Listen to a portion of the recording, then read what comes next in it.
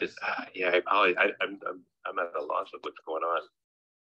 The only thing I can think of is the Zoom room is logged in, but you didn't log into the Zoom room. That just defaults to log. Yeah, it's just the room itself. I logged into the stream, the general Granicus account with the stream password. Yeah. Click on the Zoom room icon, and then it just pops up. So there's nothing for me to log into. Yeah, I haven't even entered my Office 365 credentials. I've just been I just have my laptop. So I'm not sure why it's doing that. And it joins the room. The council chambers joined because I can see it on the planning account. Yeah.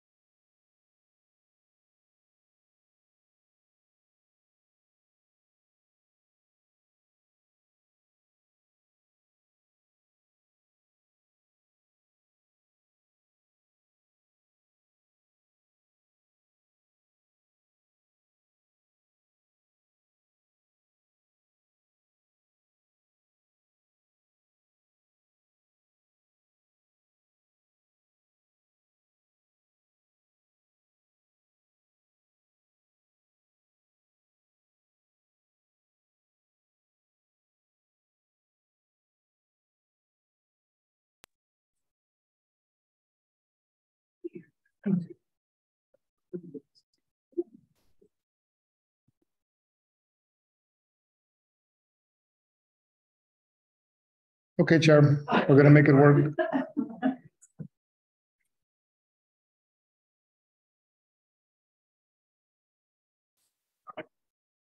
we're gonna be.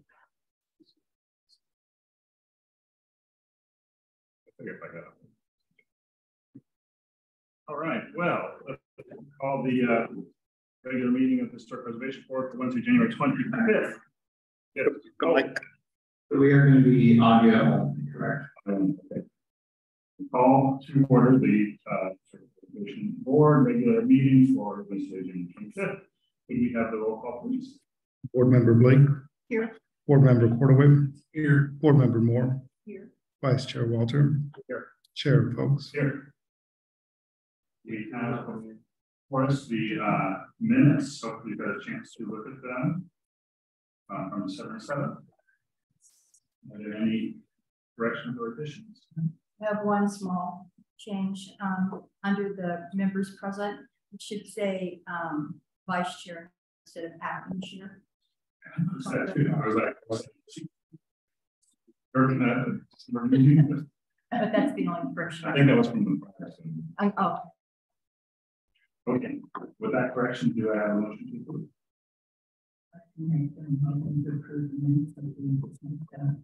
Excellent. For a second. I'll second that. All right. Second. Good. All right. Any discussion? All right. Well, I would like to clarify one thing, and there's reference to 3 homes being added to the Mills Act list, bringing the total to 11, whereas a total of 10 were for a total of 10 was originally approved.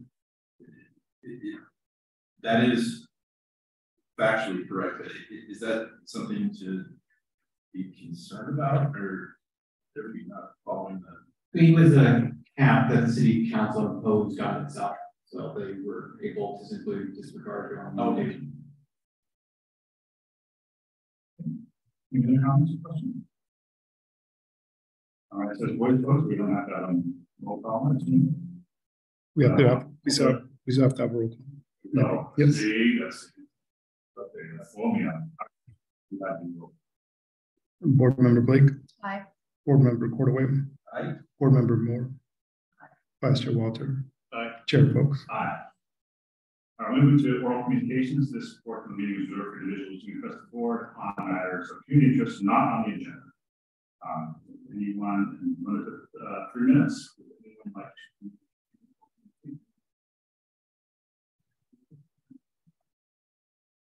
Seeing that, we'll move to board staff announcements. So it's in an agenda. The California Preservation Foundation will be hosting their Historic Preservation Conference in April for Mason, San Francisco. The city does have funding to bring 2 board members along with myself to that meeting. So if you're interested in coming, send me an email, and we'll see if you have more to do to come to some process of who would go. Excellent. I have a conflict, so I will not do. Hopefully, we will have to open.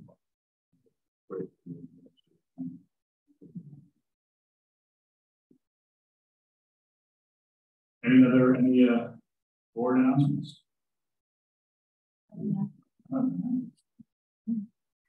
All right, so we'll move on to new business. It seems like we just let the chair and vice chair, but apparently it's been a while. We also have the SARC advisor for 2023, and we talked about that last time. Anybody want to have a refresh our recollection on that? So yes, we do have the 2023 chair and vice chair. So for the municipal code, that is elected beginning of the year, your first meeting. Now, the board also needs to select an advisor to decide our architectural review committee. So the SARC is a subcommittee of the planning commission that's chaired by the vice chair of the planning commission and then the next person in line. So the code requires that whenever the planning commission considers an application pertaining to a SARC resource, that a member of the HPB serve as an advisor to the SARC. And so as noted, we do have an item that will be considered by the SARC at the February 28th meeting. So whoever is appointed, that presents a conflict, then the board should also consider appointing an alternate. So we should get coverage. So we're looking for four roles: chair, vice chair, SARC, and SARC. I mean, potentially, an alternate is not necessary unless the individual selected has a conflict on which should not happen because the 28th is also the night of the tentative joint planning commission HPB study session. So that study session would begin at 7 o'clock and the talk would begin at 6.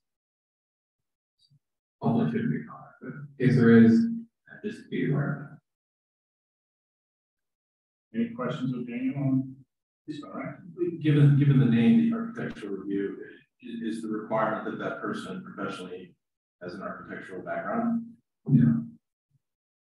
In the planning commission and design architectural review committee, there's no requirements other than being a resident of the city who's older than 18 years old. Anybody who's interested can serve in that capacity. And generally, this is so in situations where the planning commission is rendering a decision, that application would also separately go to the HPB. So this particular application will go to the HPB, the SARC, and planning commission. So we actually recently changed, today changed the scheduling for that item. If I recall correctly, we'll go to the HPB first in February, and then to SARC, and then the planning commission for decision in March.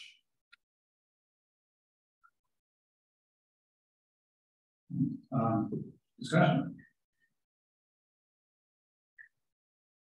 On the SARC, I've been on the SARC. They can continue, or if somebody else wants to be the designated SARC person, I'm open. Okay. In terms of the other positions, I'm open. Anybody open that wants to put their hat in the ring for any positions? I'd like to make a motion. I'd like to make a motion that we elect Walter Chair for this year.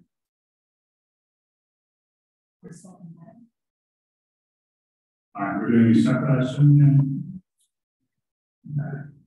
Yeah, so we did do the separate motion. So one motion for the SARC and then separate motion for the chair and vice chair. All right, so we have a motion for chair, seconded. Any discussion?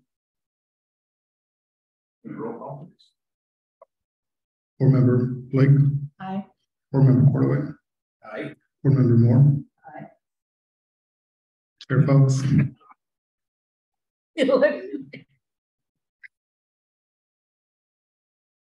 All right.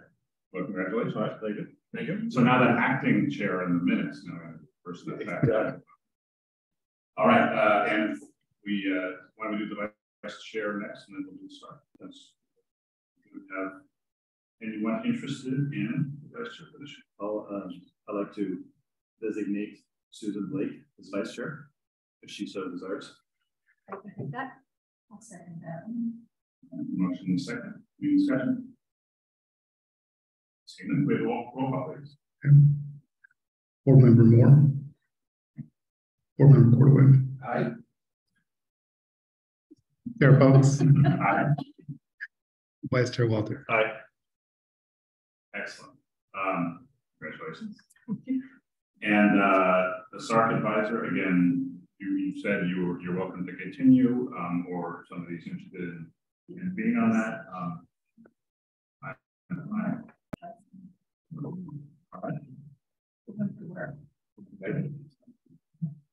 All right, we have some interest.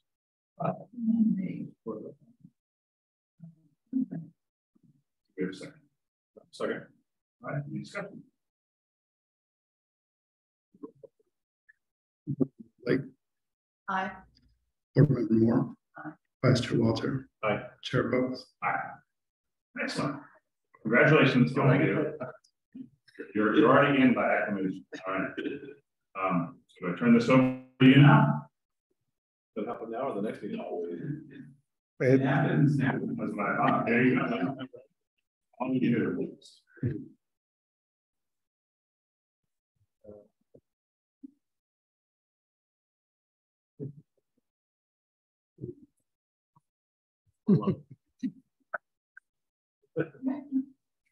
All right, carrying on, there was just talked about item 2, so moving on to item 3 of the study session, historic preservation ordinance update. Yeah. All right, you have to give me one moment to share this far. No worries.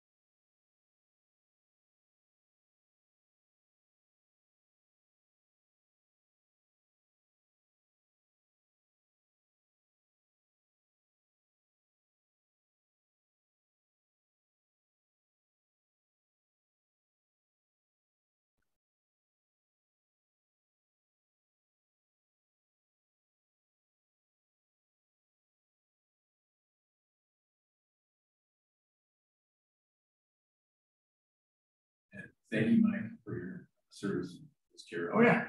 Nope. Well done. You're very welcome. I tried to get you on that finish. That's we're close. We're close.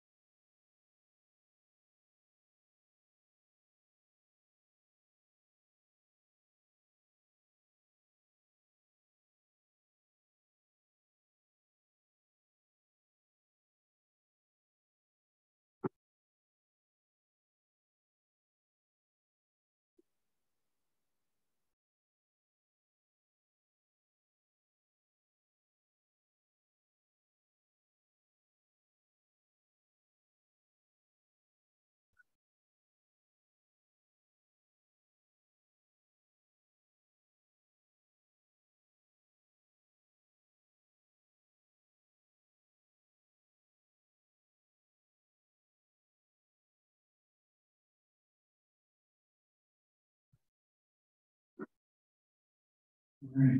Well, thank you for everybody's patience. Challenging with our Zoom technology.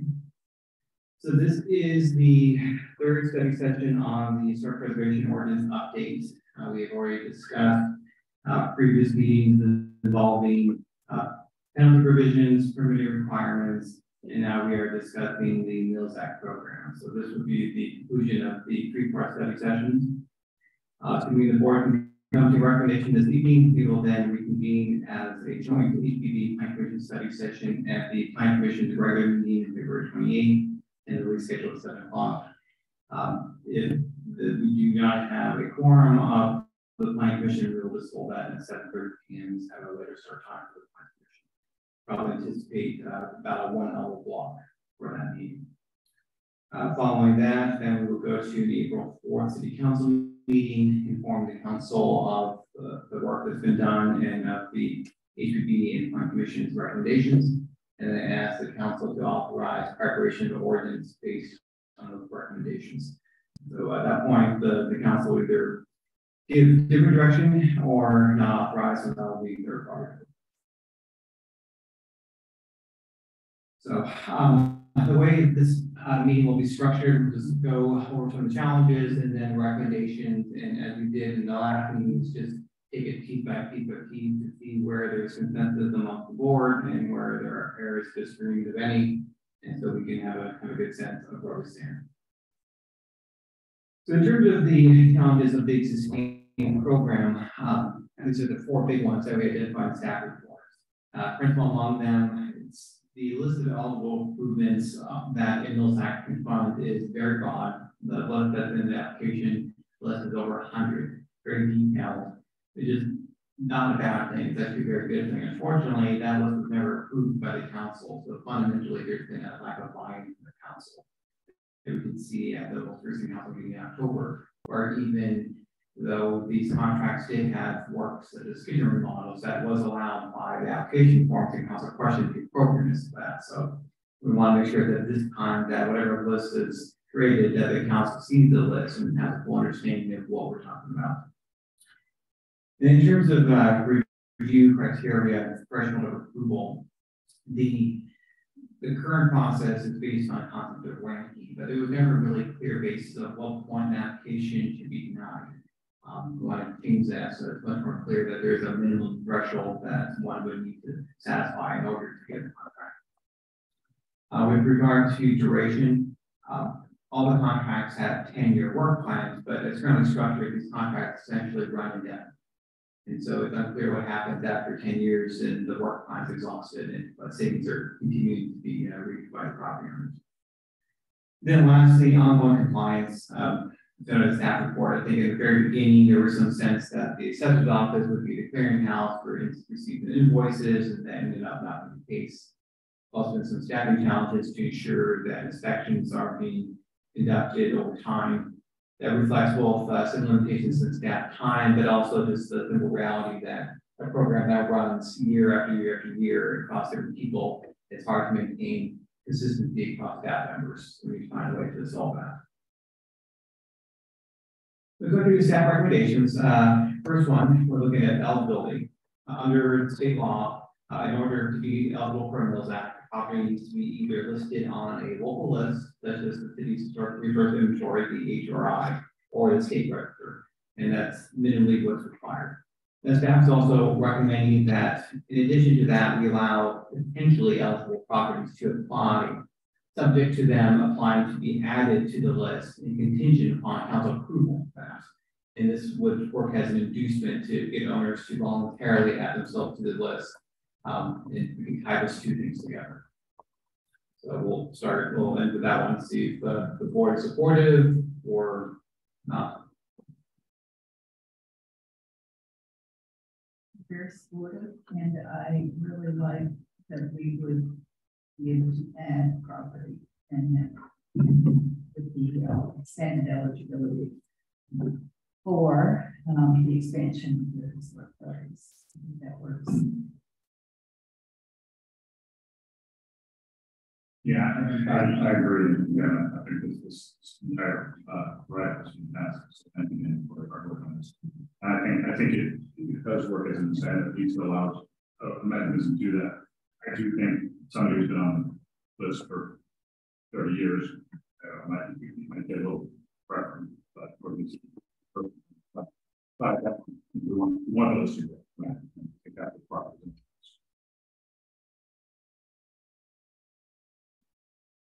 Thank you, Daniel, for what you did here. And I think the eligibility requirements as far as the types of projects that can be tax deducted, I think importantly, as you go down that matrix is in line with the conversation we had with City Council in October, where it's not just any expense. A new toilet is the favorite example. That it's in line with the projects that would require typically historic preservation board approval. That's the alignment there, and that was supported, that idea, particularly by the mayor. That was, but as well as the rest of the city council. The 5 per year limit, yeah, I don't know how you apply science to that. I just think so that so long as there's room to grow it every year. Yeah, so if I can expand, so moving forward on a number of contracts. So we're looking to recommend getting away from an overall cap, which is very arbitrary, and obviously to some degree everything's going to be somewhat arbitrary, but trying to have a 5 per year limit as a starting point so that we can see how the program is working. And my conception of how this ordinance would work is that the bones of it, the fundamental aspect, would be codified as an ordinance into the municipal code, but certain elements, such as the number per year, could be adopted by council resolution. So after a few years, if the program is working, it can be administered effectively, and it's fairly straightforward if the council is willing to allow more per year.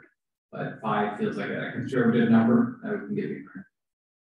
See how it goes year after year. Now, for this to be fair, we would likely need to establish an application cutoff so that all applications can be reviewed concurrently, particularly if there are more than 5, so they could be ranked.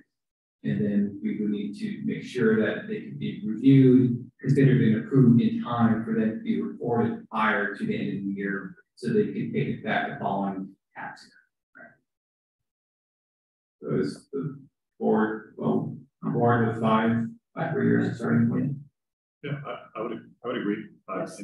And I know we talked a little bit about that, so I always forget the city's calendar years starts in June, fiscal year. Or would this be a calendar year? This would be a calendar year. So in order for the tax savings to begin in next tax year, which starts in fall, the contract has to be recorded before December 31st. So then with the idea that we would do cutoff sometime in January, February of every year? Yeah, probably be more mid-year. That would be enough time between then and before the end of the year to do its normal process. I'm just picking, like last year when we had it, the year before that, it took 6 months to a year for that process to go. Correct. I mean, that's also because we didn't really have a lot to work with, and a lot of it was kind of ad hoc, trying to create a system to compare the applications, but ideally this should be a bit more straightforward. Okay. Right. So June would probably be a fair time point that would give staff a couple months to review at most, and then go to the board, and then go to council to then execute the contract. And that would interfere with, I know we always had the,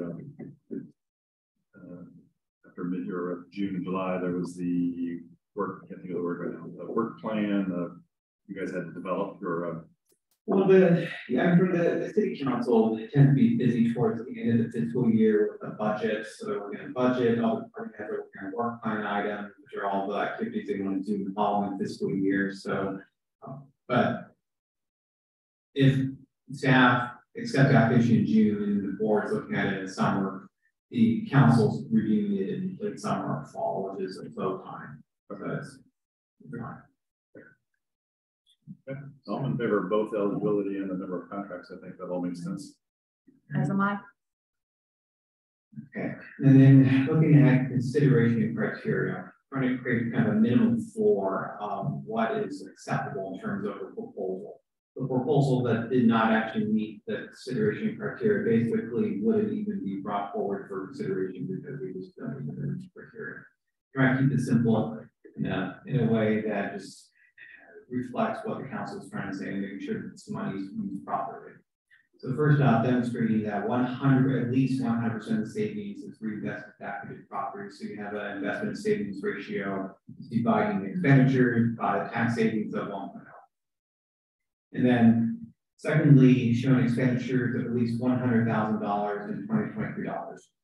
Now, this number here is kind of an average of the current 11 contract, which showed savings of $105,000, but actually expenditures of closer to $160,000.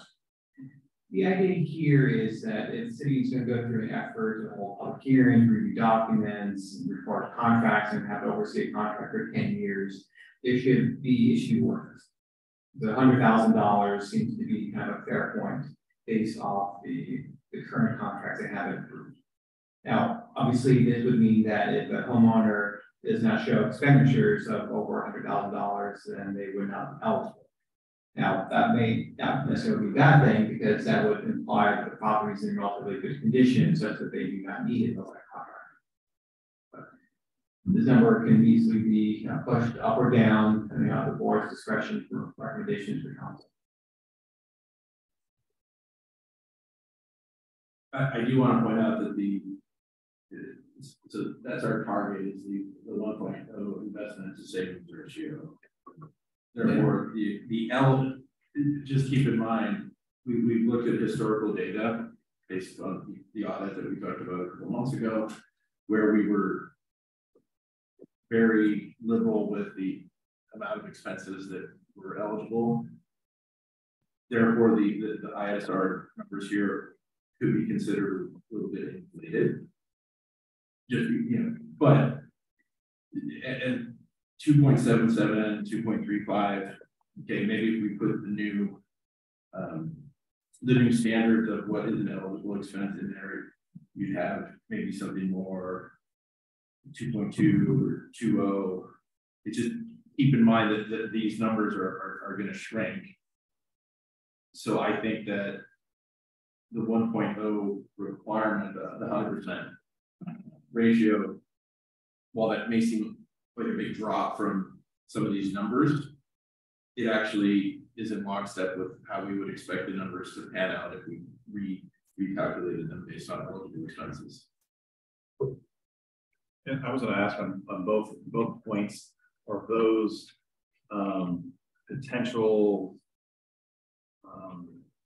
lack of liability in the sense that homeowners might argue that the Mills Act was not intended to have these restrictions in it, and I don't know. I don't know if we say commit if you're spending over $100,000, is that Mills Act statewide? Is that other cities have that same component in there? The law is very broad. I mean, the law provides a framework for cities to create their own programs. It's not the case, so they're exceedingly tailored from community to community. This city council wants to look at the program being very much to support capital intensive projects as opposed to more routine maintenance.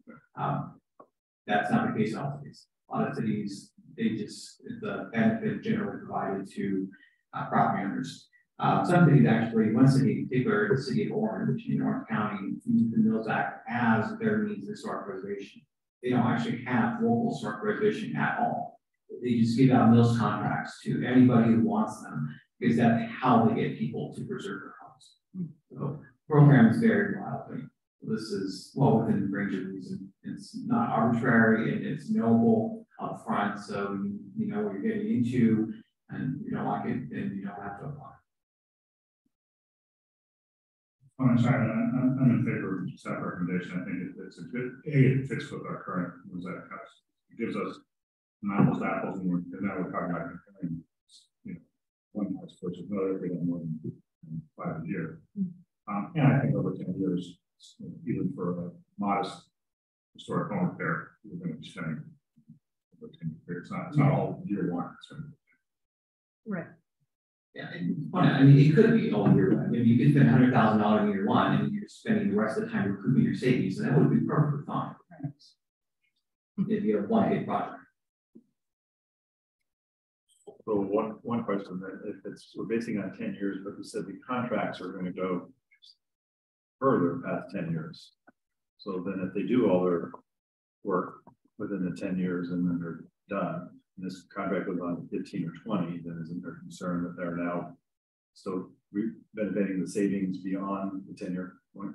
Yeah, I mean, well, we'll get to that in terms of duration, but yes, I mean, this is that a 10-year benchmark. This is assuming that $100,000 of expenditures and $100,000 of savings within 10 years. Obviously, there's that relationship does change, and we'll get to that in the next slide. I'm a bit.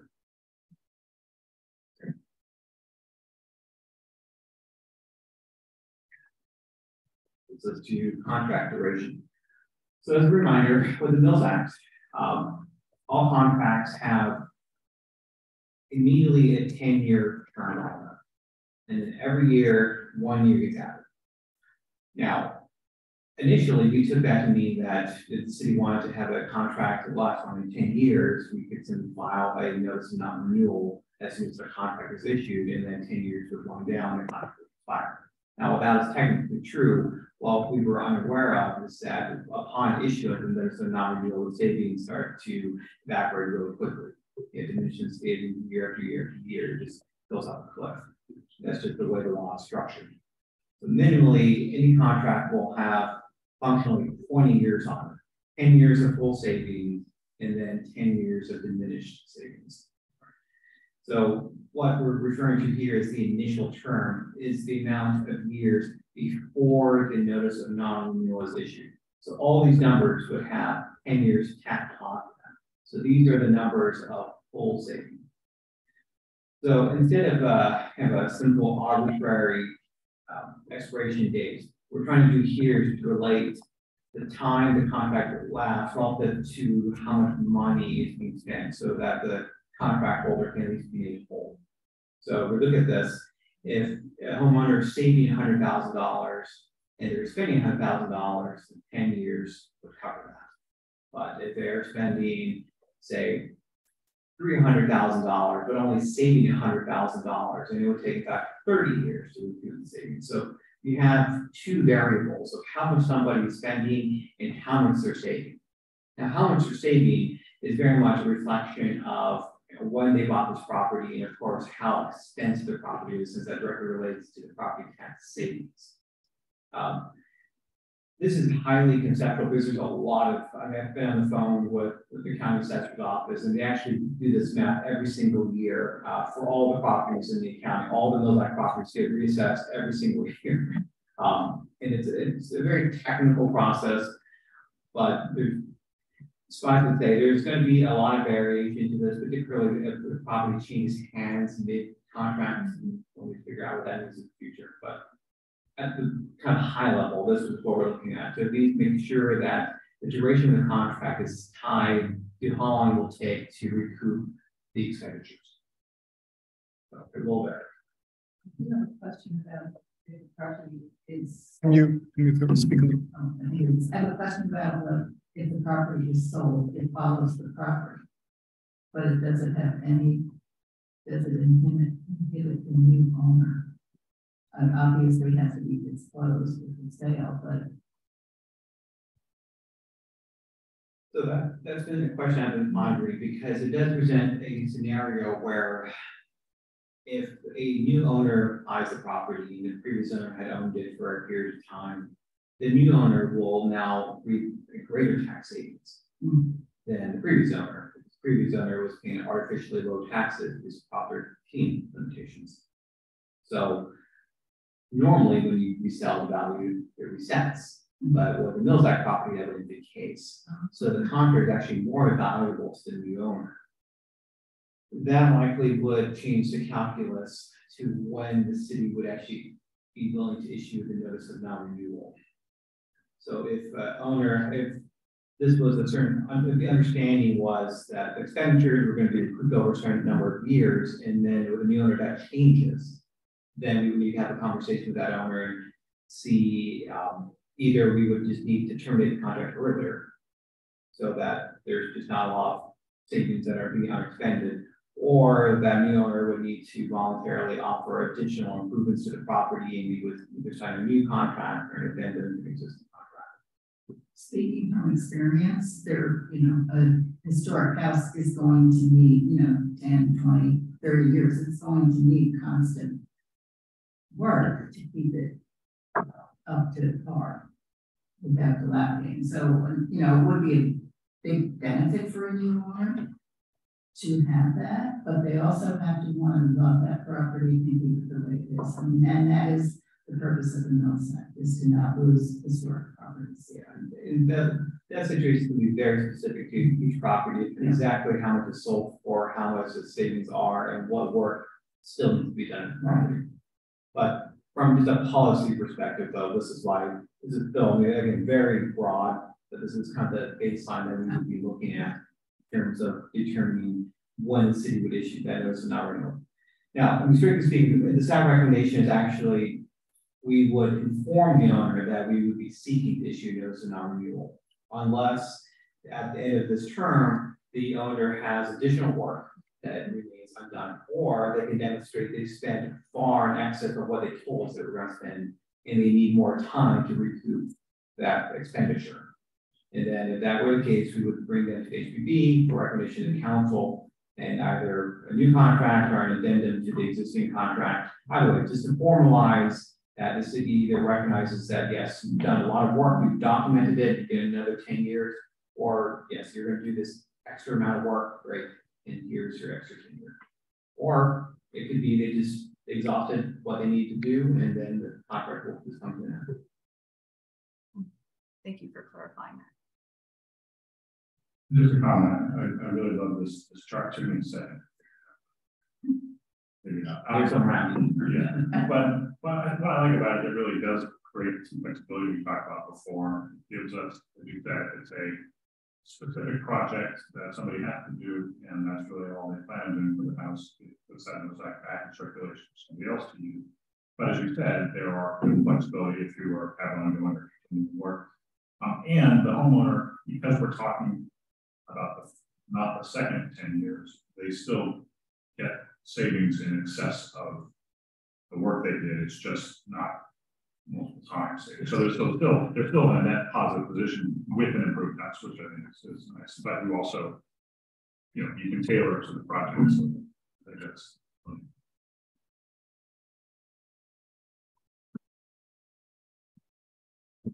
your comments about savings in excess of the amounts invested. Is that the situation we're trying to avoid, though? Yeah, I think the problem is because of the cliff issue, which I still don't understand all the math on, but basically, depending on house, Prop 13, et cetera, it's going to be very different property to property. So this is easy to kind of, for that full Mills Act, it's easy to calculate this is your savings and this is what you're investing. Once you get to that, you give them the notice and non-renewal that last 10 years, it can be very different property to property. How much, depending on what the process set that, how long you owned it. So the homeowner will end up having additional tax savings versus the state. So in the end of the day, right, we're really focusing on the full initial term, and the rest is just, is a benefit to the homeowner. Hopefully they are continuing to do improvements anyway. Correct. I mean, the whole time they're under the Mills Act, even the last 10 years, they need to maintain the property, right? So if for some reason that property starts to fall into disrepair, that would still be something that would be technically a violation of their contract, even with diminished savings. On that note, is there, and I don't know if we want to do this, would we want to put in a provision that says, going straight simple numbers here, 100,000, 10 years, you're done, but you still have the benefit for the next 10 years. We want you to come back with a work plan of how you can still maintain and do things, other additional things based on whatever those savings may be. So it just doesn't go 10 years, stop, and then now they just get a whole benefit. Well, again, at the end of the initial contract term, or a year before, functionally, we would inform them that we're now at the end of their initial term. They need to make a choice. Either do they accept the contract that's just going to run down, do they have more work, or do they spend a lot more money than they anticipated and they want more time to do it? And that would be basically their three choices. And there would be something that would be disclosed to them upon application of the contract. So they would certainly know what that would be. And would that be written into the Mills Act so that they know it as well as everybody else knows about it? It's not a separate city contract that we're not aware of. Maybe that would be a question for a city attorney. I'm not necessarily sure the city would want to bind itself unnecessarily, because the future city council may have a different opinion on this. The future city council may say, "Well, your contract term is up. That's it," and that would be their prerogative. I mean, this would be a administrative practice to take people before the council, before their application, before their contract expires out. I don't necessarily think the city would want to compel itself to do that, because the agreement is really just that initial term. That's all we've agreed to. Everything else is completely voluntary. If in the future the new city council doesn't like that program at all, they cannot be bound by their predecessor council. So at that point, I would think that we would probably not want that to be in the contract. But at year 9, if we issue a non-renewal, they still have 10 more years in the contract. Yes, but that's why they're going to finish their work at 10 years. Now they have 10 years of still some benefit, even though it's going down. Yes. So then how do you just come back and say, hey, by the way, we want you now to spend more on those savings without having it documented somewhere? I mean, basically, the last 10 years are just a giveaway. It's really not a great way to account for it. It's just the last is a good thing for them, for the park, but there's not a great way to program that money. So if they sell it at 10 years, it just stays with the house and the new owner gets that benefit for 10 years. Yeah, as it diminishes each year. They would certainly need to close that they're on the board decline of the contracts and contracts term. And is that an automatic? Because it seems like that if someone does sell their house, no matter what period of time in there, why would that agreement carry over to the new owner? Wouldn't it just terminate right at that point? Or is it because it's a living agreement and it's going on? Correct. The agreement runs with the life. Okay. And the 1.0 ratio, I was trying to wrap my head around how that works, that calculation works over the last 10 years. And because the savings, the denominator goes down each year, that number is more likely to be higher, but that number doesn't apply. Correct. For our purposes, we're basically normalizing. Okay. And then that is an initial approval criteria. The 1.0. Correct, which is why this table was blacked out. Those are scenarios that fall below 1. And how are we going to handle show estimated expenditures of at least $100,000 in 2023 dollars? So we're gonna have to do an inflation adjustment. Very good question. Very good question. We will need to give that some thought.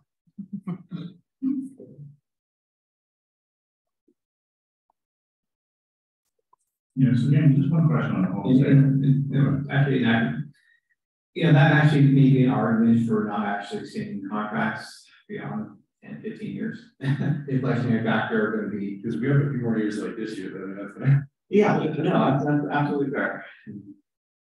Well, you can also tie that to the CPI index too. I mean, a lot of times we do that, so you have that as a threshold. So it's not necessarily something you have to come up with some voodoo magic per se. We can use processes that are already in place for other loans and things like that to justify it.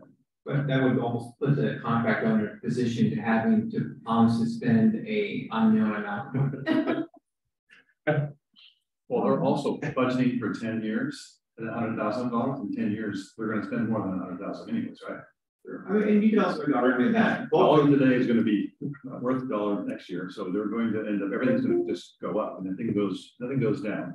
Yeah, until we move to Mars. That's a whole new story, but it's all going to go up. So they're still going to 100,000 And you can also argue too that both sides of this equation are actually being adjusted for inflation currently. I mean, a lot of ways, your property tax savings under Prop 13 and State Mills Act, it does add up every year. You're saving more and more and more because otherwise, without that protection, you would have been paying more and more and more. So in a lot of ways, your savings is effectively going up as your expenditures are going up too. So there could be an argument that both numbers are basically normalized. Well, in the end, we're not trying to make this a penalty. We're trying to make it an incentive. So some of it we're talking about allows just so we can understand all the parameters, but ultimately the city will decide how they want to do it. And it may not be as hardcore we're talking about it. It may be, look, we're going to keep it simple so they enjoy it. We know they're going to get a benefit after the fact for 10 years or whatever. It's going to be less.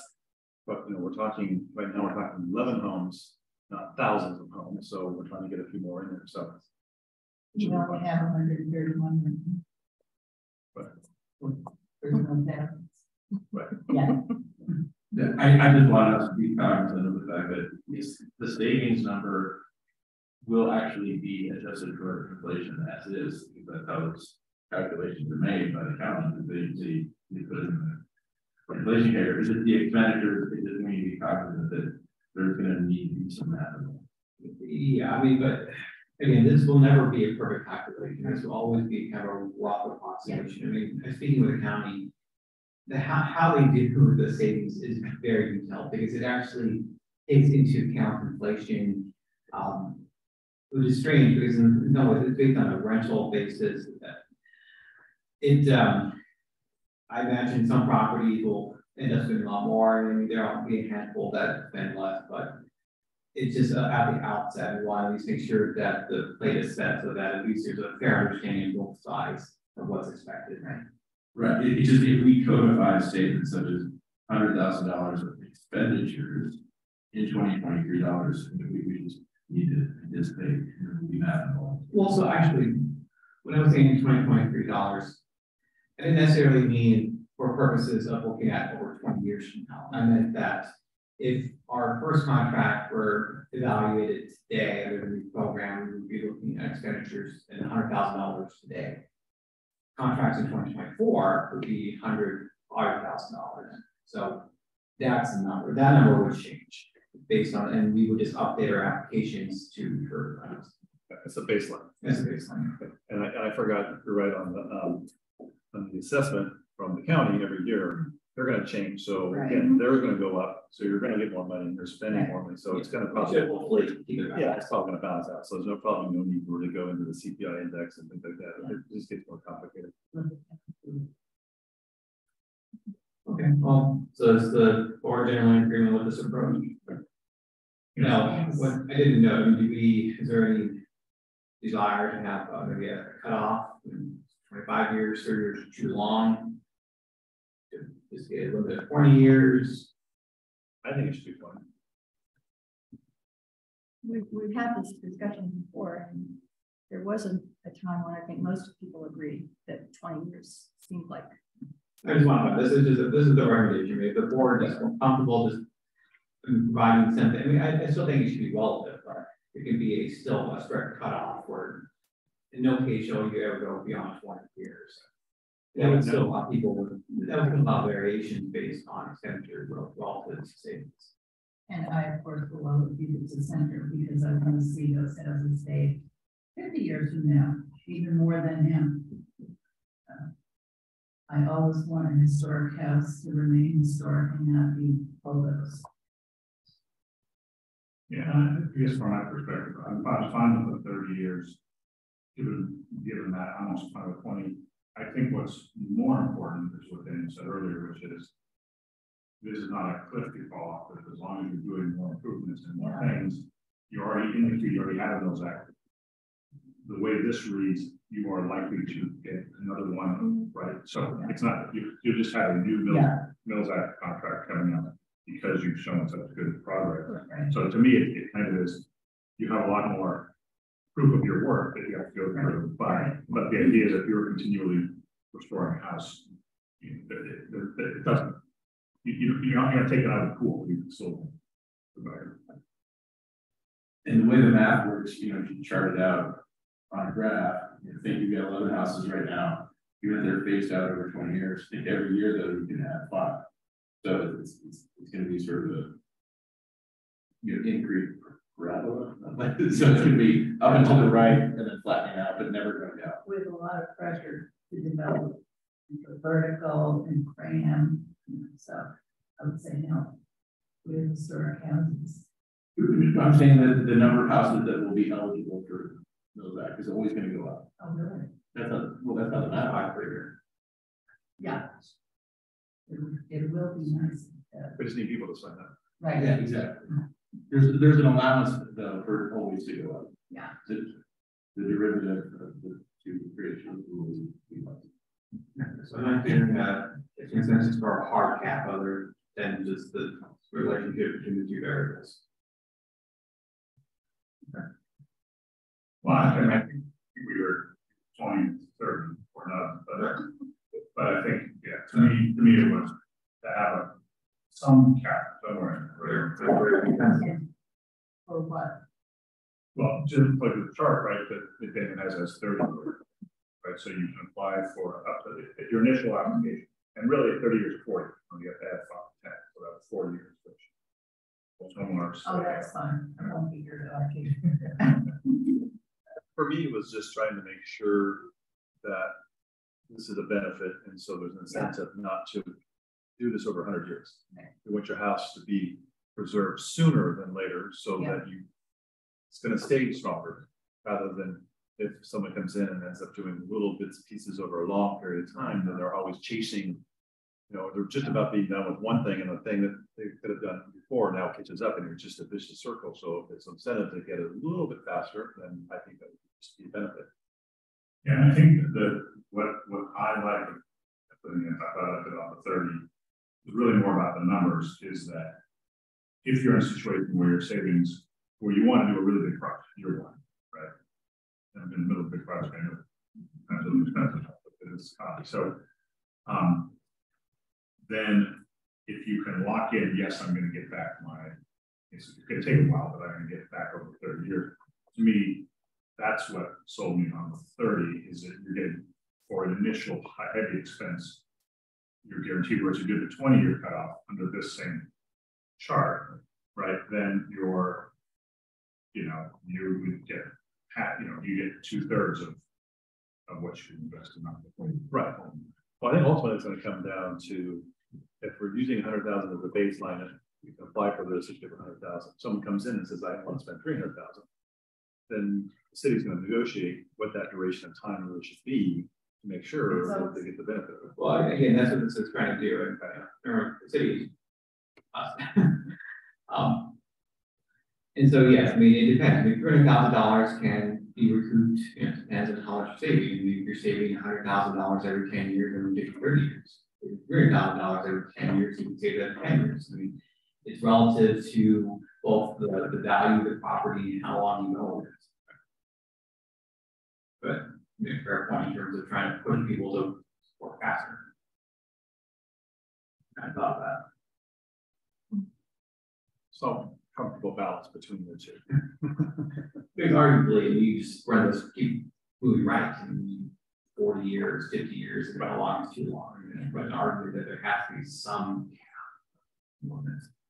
Well, the other thing too, that I think historically, I know when I bought my current house years ago, it's that on the average, people live in their home for about 7 years. So if it's 7 to 10 years, and they're coming in with a plan that's based on 10, but they know it's going to be 20 to 30, are they really going to be there? So now we're persons, if that's the case, and they're moving, then they're leaving stuff on the board that they haven't finished for the new owner, and they're coming in. So is that good or bad?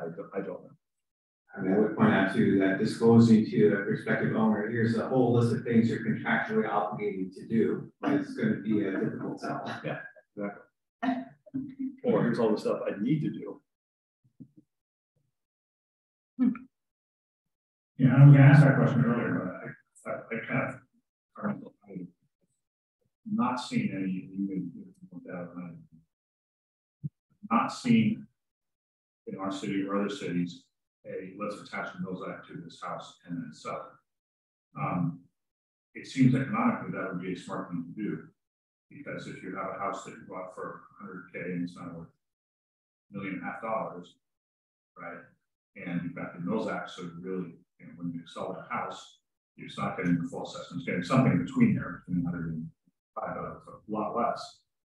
It seems like that's a huge incentive for the buyers to overpay because they're going to have such a lower assessment. But I haven't seen that in any other cities where there's been this, let's attach a Mills Act and then swap the property.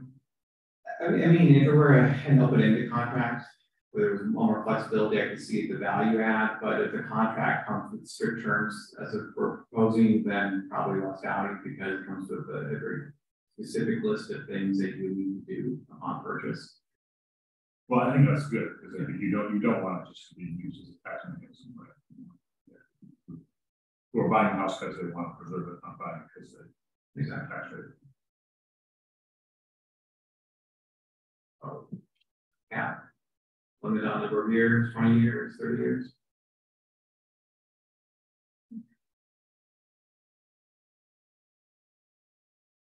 This is I have a preference. I think 30 years is right because it's really not that hard of a cap. Really, yeah.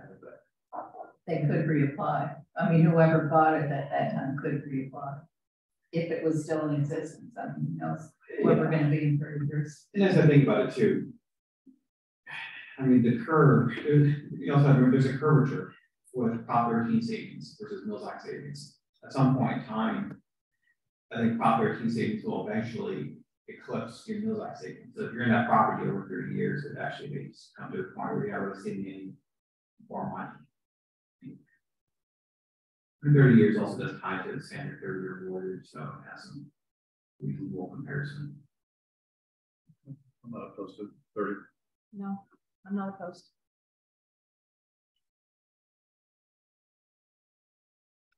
So just for the record, consensus that it's a 30-year. Yes. Yes.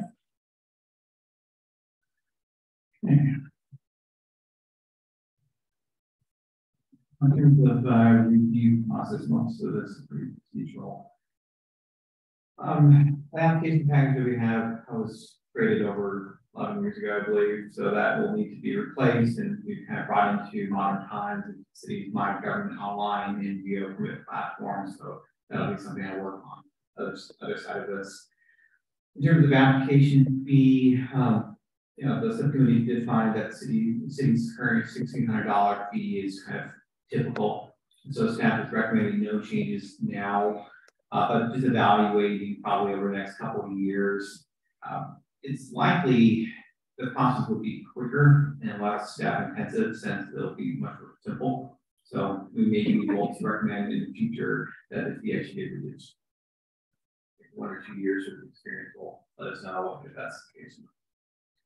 In terms of pre-application inspection, the subcommittee did recommend that we do that. So that would basically be kind of a courtesy service. A planner would go out to the respective property, this property owner to look at the home, explain what the program requirements are, and just provide kind of this advice. This is an application that would maybe be worth the Mills Act or the planner's and obviously the homeowner can do what they want to make their pitch, but it would at least provide opportunity to try to discourage somebody who probably doesn't need the Mills Act. Well, let's say on that, it will be a little bit easier now that we're doing projects that are available will be exterior primarily at the moment, so it's you will see it easier, unless it's something interior because of fire life safety or something else that's unique. But most of them are going to be exterior based, so inspection wise and reviewing would be a little easier. Okay. I mean, this is really just a slightly enhanced level customer service everywhere we provide. I mean, a big part of the planning department is just provide guidance and feedback and people ideas, let them know if those ideas have any, you know, they're viable or if they're just completely other parts. Same idea here, we just be doing it at people's homes as opposed to say. I just want to say I really like this idea, and the two relatively really go together. I think the application fee, as you said, is fair given the jurisdictions and staff work involved. I think for the homeowner, it's really this is before going to black box and might be whether you were like they approved not and you really know what they find. Whereas with this pre-inspection, you're going to have a pretty good sense of, at least when the staff person goes out there, you've got a bunch of stuff that fits criteria for you, and you really don't. And I think that hopefully encourages homeowners to say, gee, I'm applying for the right things. Sort of investments. Yeah, I think it's a great idea on two fronts. If you're going to ask somebody to pay $1,000 for an application, they want to see some, bang for the buck, and that's a great way to do it. The consultative process, because we've also talked about it here, an education process for those that buy homes in the inventory that are historically significant. That is not a consistent process. People could buy homes and really technically, the realtor should want to, but it doesn't always happen. This is a way of saying, hey, by the way, just in case you didn't know, if your home is, on this list and there's some things, it's kind of an outreach program. And hopefully too, particularly useful for properties that are not on the list currently, but are potential properties. You can explain what it would mean to try to go through the MILDEC process concurrently with your HRI application. Hopefully you do some people voluntarily add their property, particularly because or calls it the first study section we looked at not requiring historic resource analysis to add your property. So we kind of lower the bar to get you onto the list, and for that type of formal review would only be required if there was a disagreement between the Plan Commission or the board, or the board specifically requested, or if the council specifically requested. If there was consensus among all bodies, then you wouldn't have to outlay $2,000 for a form for resource analysis, right? Hopefully between that and this, get the properties onto the list. And then in terms of hearing process, no change. So that would still just go to HPB for recommendation to City Council. No need to involve the Plan Commission. And then lastly, in terms of technical reports, this was also a subcommittee recommendation. Basically, not require those reports up front as part of the application, but only as a condition of approval when it was not necessarily evident that a certain scope of work was necessary. And so that would be required after the council approved it, but before the contract was executed. So if somebody said they need to spend $100,000 on foundation, they're going to need to furnish some evidence that that's in fact the case before we execute a contract. Because what we don't want to do is put somebody into a contract that they can't fulfill. So, all good, everybody? Yep. Yes. Thank you.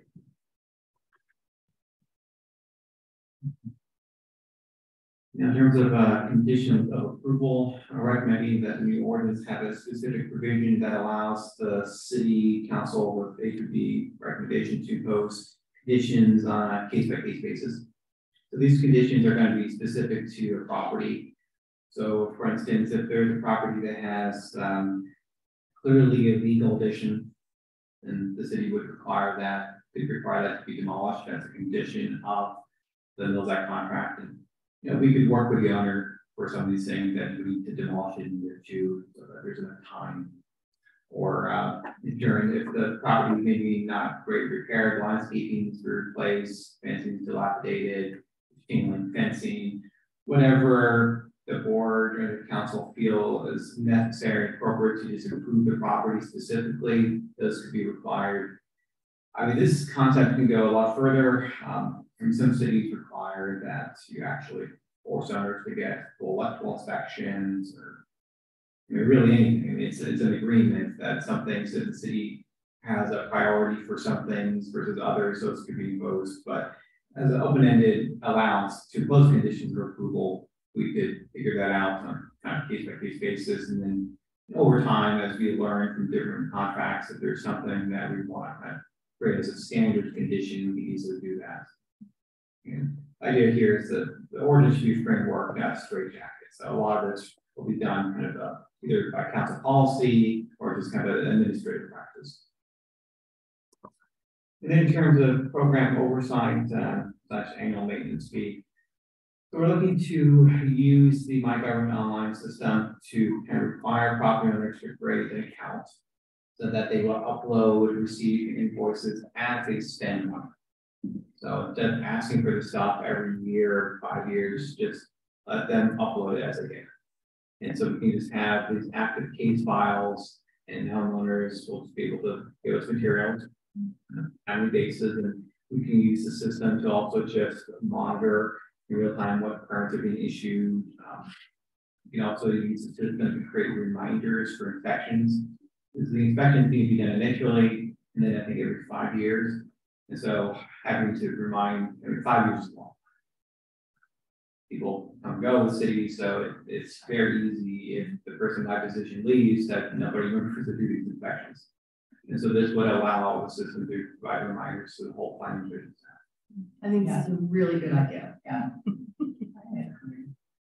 Now, there was a city that we found, San Clemente, who had struggled to do ongoing monitoring, and they actually established a fee that they would use to hire an outside consultant, historic, it was the historian or historic architect. Basically, they would take that money and they would pay the consultant to come out and do inspections on several houses in one day. That might be necessary in the future because as Representative Cordova mentioned, I mean, every year you just add more and more contracts. So after 10 years, there's over 50 contracts. There may be a point in time where we do need to impose an annual fee on property owners.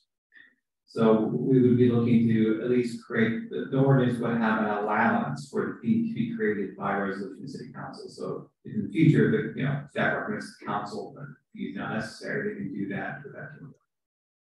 But in the immediate term, probably not necessary.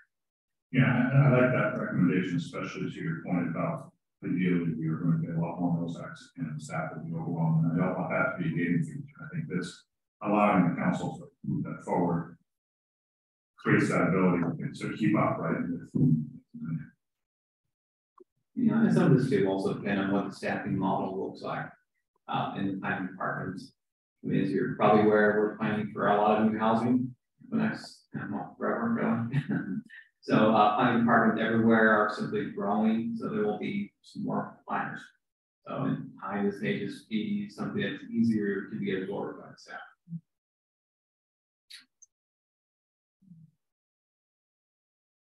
So, agreements on this? Agreed. We all agree. Thank you.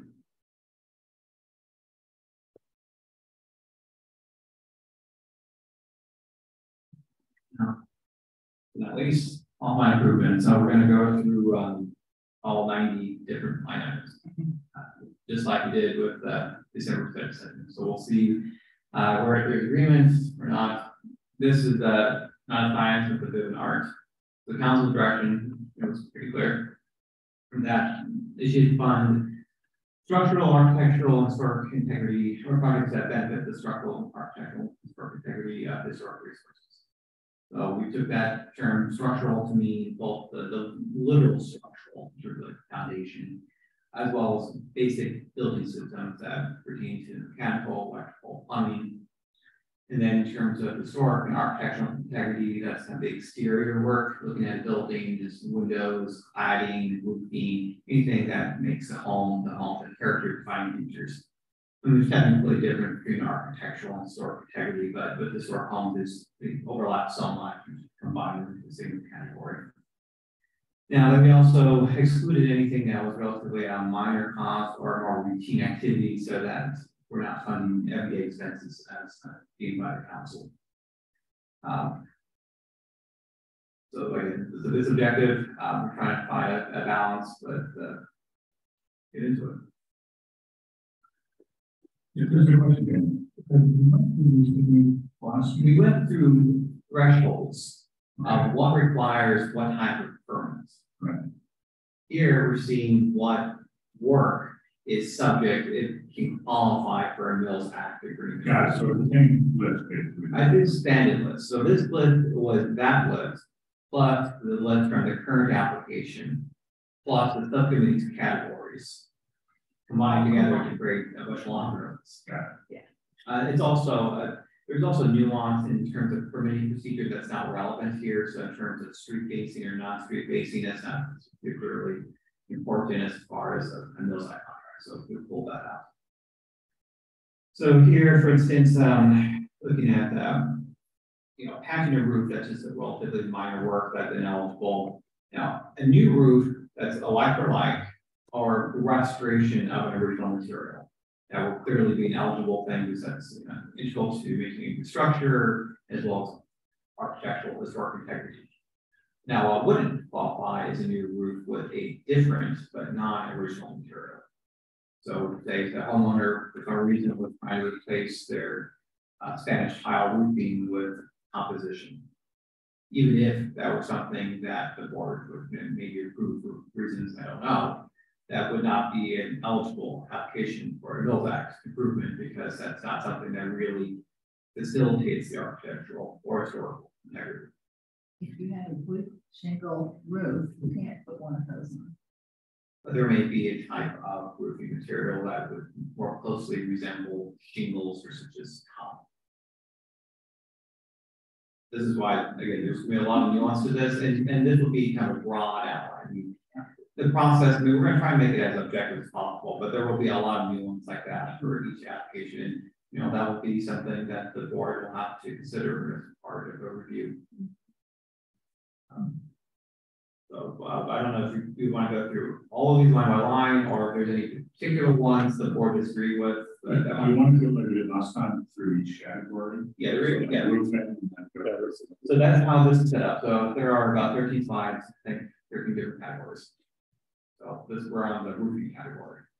So maybe if there are any objections, we can discuss those.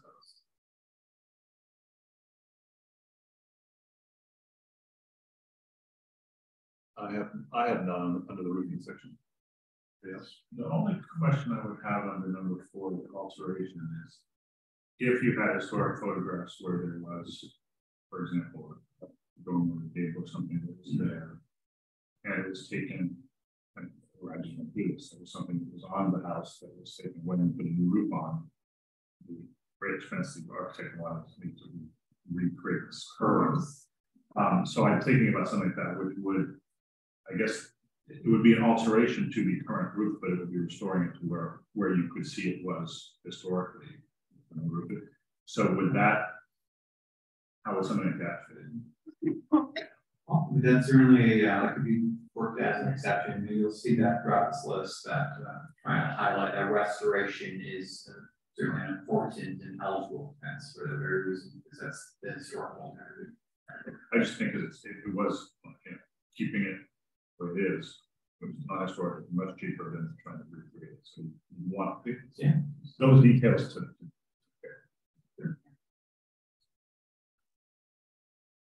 I think the important part, particularly given that there's 90 items, is are we staying true to some sort of guiding philosophy? And the way I read it, and correct me if I'm wrong, that which is ineligible is typically that which would disqualify the house from maintaining beef in the inventory. It's either that, or it's something that's a routine improvement. A routine improvement. And I think maybe just adding it, so as long as we're being consistent with the process, and then adding language in there at the discretion. All these are but mere suggestions. These are our guidelines. However, everything is on a case-by-case basis to be determined by the approving body. Correct. I mean, the reality, of course, is not black and white. There will always be some level of discretion imposed in terms of review and board member more common in terms of exact roofing material that's verified. Okay, so we will add restoration that in terms of alteration to build and remove wood count. All agree? Yep. Takes us to windows, door linings, and shutters. Basically, none of this would generally be eligible unless it's a restoration in terms of number 10 and 12. And then replacement of existing doors, that would be acceptable within the existing frame. So basically, the idea of creating new door openings or altering openings would generally not be okay because that would disrupt the historical integrity unless it's a restoration. So we had an example of that, I think, a couple of years ago on Alice Avenue where somebody was bringing a new window, and they actually have a photograph of the house with that window. So that would be an example where that would be okay. But a homeowner is voluntarily adding a window where there never had been a window, that does not facilitate the building's architectural or historical. Might be something that the board may be okay to approve as part of a permit process, but not necessarily fund with Mills Act tax dollar savings. I'm assuming, and I think I know the answer. Assuming into this, if you have double hung windows with weights and all that have been painted shut and weights on all that, you're restoring what is taking them all apart. You're re-putting in the sashes and the everything, putting it together. That would fit within this. Sure. Because again, the broad thing too is that, I mean, under state law, plus also the city's local requirement, whatever you do to your house also needs to be consistent with the Secretary of Interior standards and the city's local design guidelines. So for instance, at number 9, replacing exterior doors and windows, that needs to be done in an historically appropriate way. So that's always kind of based on something.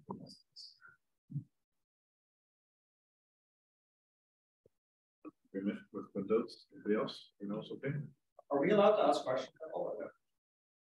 I mean, I was thinking we would do public comment at the end, but the chair wishes we can do public comment there.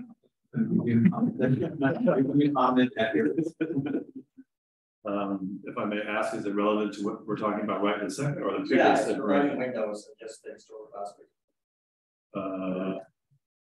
Can we run through all these? Well, if you don't mind, let us run through everything, and then we'll look like so. Let's open up the end, and then we can hit some of those specific items. There might be other questions. Thank you. All right, so we talked about roofing windows onto the exterior walls. Okay, so exterior cladding. So much of this would be allowable in terms of the larger scope of projects. Like the full house repainting would be acceptable, but touching up minor paints or that need to be fixed or not. Same thing as restuccoing, provided that it's like for like, and or be trying to change the stucco that would not to a different type of texture that wasn't original, that would not be appropriate, hence not eligible for that. Number 21 is another exception that if you're doing a new type of wall cladding that's different, that generally would not be acceptable unless it were for a restoration project.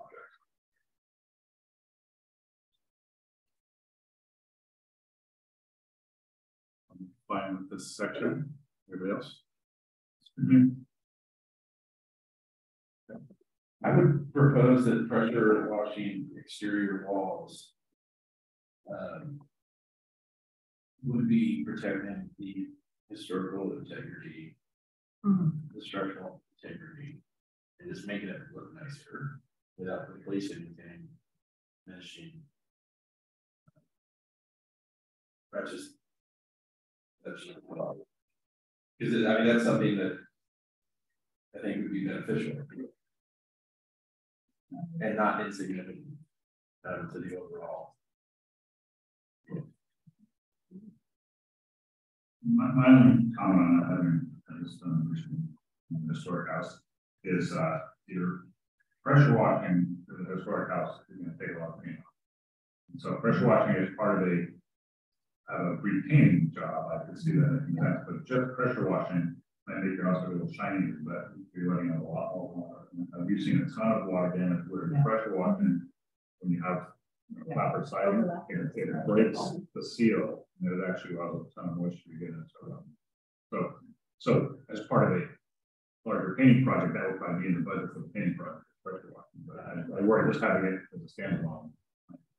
I would agree with that statement. I've seen homeowners do pressure washing themselves and really damage their homes by doing it. So unless you have a professional doing it as part of a paint job, I would go along with it, but I wouldn't necessarily. And that would, I mean, somebody proposing the pressure washing as part of a paint job, that would easily fall within one item. All right. So consensus on exterior walls. Let's see, architectural elements. We're looking at exteriors of the building, porches, patios, balconies, chimneys. So generally, repairs would be acceptable. Removal, alteration, new, not the restoration.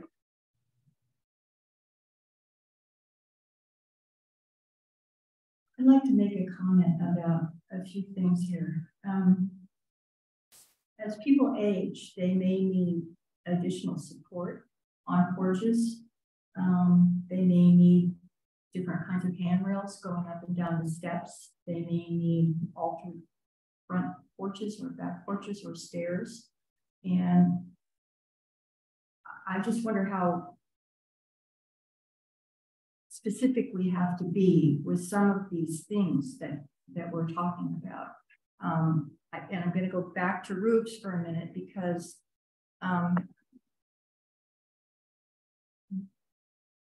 we also have to keep in mind about the changing environment, and we have to keep in mind energy improvements. And there's just a host of things about, like if you have old wood shingles on your house and you decide that you could get something that looks like wood shingles, but it doesn't have to be wood shingles, and it would be more energy efficient and lower their heating costs or their air conditioning costs. I think we have to have a little more flexibility in some of these things. And then I'm going to go to windows. I think you can get replacement windows that from the outside look like an original double hung window, but aren't in fact double hung windows. They're dual pane windows, and they are again more energy efficient. So if we're just looking about the integrity of the house, of what it looks like, and you maintain that architectural integrity from the exterior, I think again we have to have a little more flexibility in what we say can and should happen with a historic home. I mean, these are buildings that people live in, and I think they need to be safe and they need to be comfortable. And it's not just one way. That's me. Just one thought on that, Susan. Because I understand where you're coming from. I do believe that, just like the roof discussion, we talk about the shake roof, is that if current code doesn't allow something, we can't. And all these environmental codes are going that way, especially California, we're going to have, you know, the energy commission stuff and do all that. So when those things are, so for example, I'm going to get all of those be pain. In that case, you're replacing the window. We don't trump the state law, so you have to. So I think the rules get you there because we can't. I mean, we kind of secondary over the state. Actually, the state used to be primary. I don't know where it is now. That's what I'm saying. So they come down and say everyone has to be double hung if you're replacing it. Sorry, not double pane. The fact that we want to keep that preservation. I don't know if it does. And if I can speak on the windows, so the exterior door in the windows, number 9. So that's pretty broad. It just says replacement of exterior door in the windows and opening. So what we're doing here is actually protecting the opening, generally speaking. Right? I mean, if you have an existing window, the board member replacing it with a different window that visually looks the same, that would be acceptable. So still keeping the opening. That's really important. If you were just trying to triple the size of the opening, that would be a problem. I mean, so, and that's where it becomes more elective versus trying to maintain the original appearance.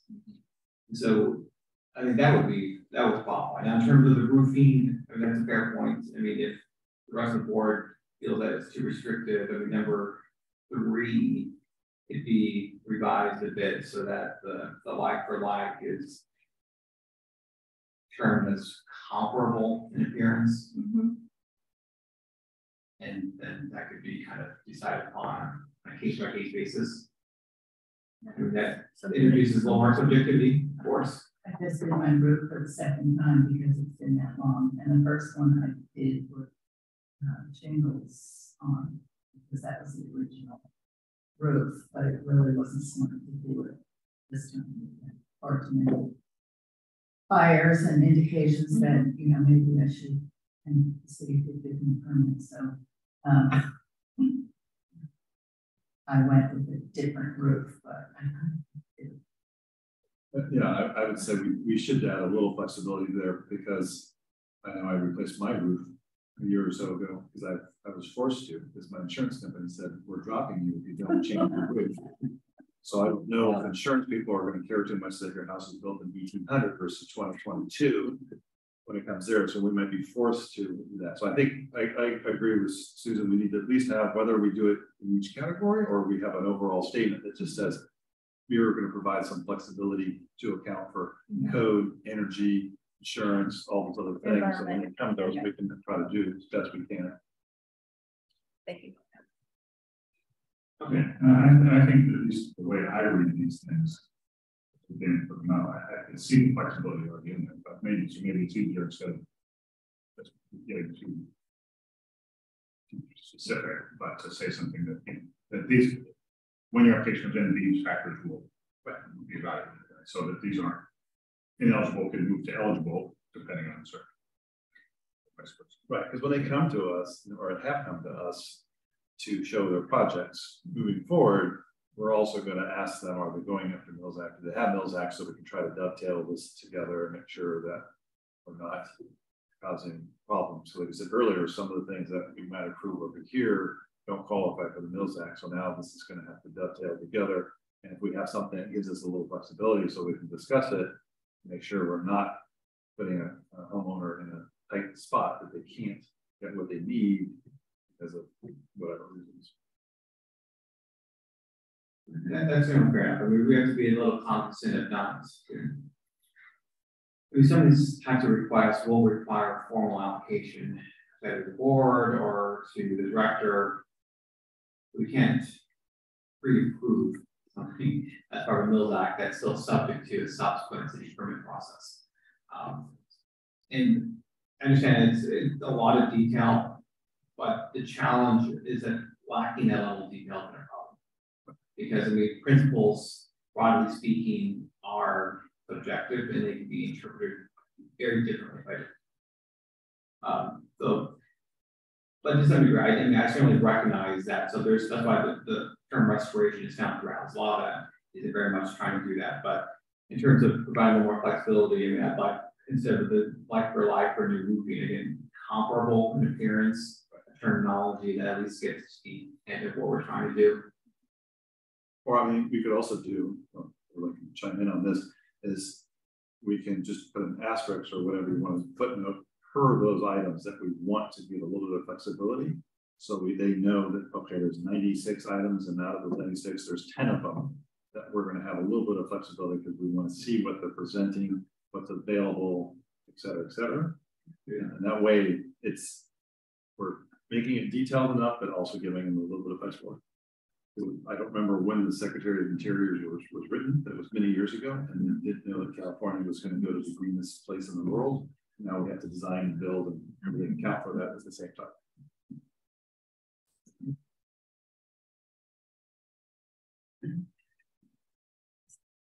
All right. All right, so were we on architectural elements? Yes. But I have no issues with this. Anybody? No.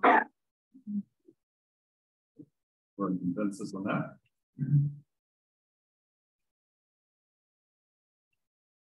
And so the rest of the board is on an agreement with alter the aspects where we would identify some improvements as subject to some level of flexibility. Yes, I agree. And particularly if it's to be in compliance with ADA. Well, I guess a little different. So I mean, that's well, this is also where it gets back into the council direction of if you need to increase the accessibility of your house, that has nothing to do with your historic house. That has to do with you. And that would be the case regardless of where you live. And it's a balancing act of what is really particular to an historic house versus the house generally speaking. Now, there could be an argument that it's more difficult to make a historic house accessible than it is for a general house, because we wouldn't want us to do a simple basic ramp right into the front door. Right. It would need to look a lot nicer. Maybe it would need to be integrated to look like an expanded porch of some sort. So there could be a greater upfront cost. But we could certainly add this category, accessibility improvements, recognizing that there is greater complexity to achieve such a project in compliance with local standards. But because we're talking, we talked about this in the way. But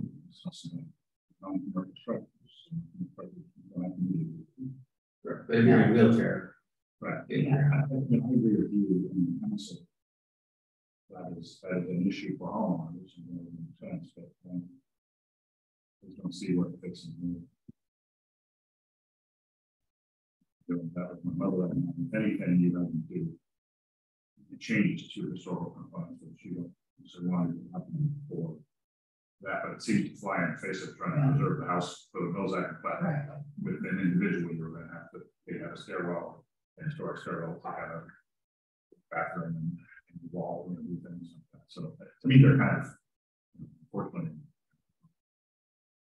I would confirm.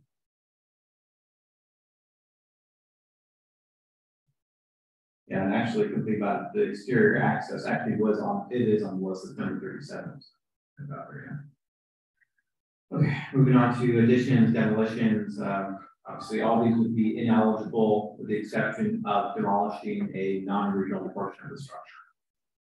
Permitted or unpermitted, if somebody has a 1960s addition, closed sunroom, they want to just remove it all, check out the foundation, that would be a restoration type of activity that would generally be appropriate. But otherwise, modifying the building in any of these examples would all be elective and in many cases not appropriate.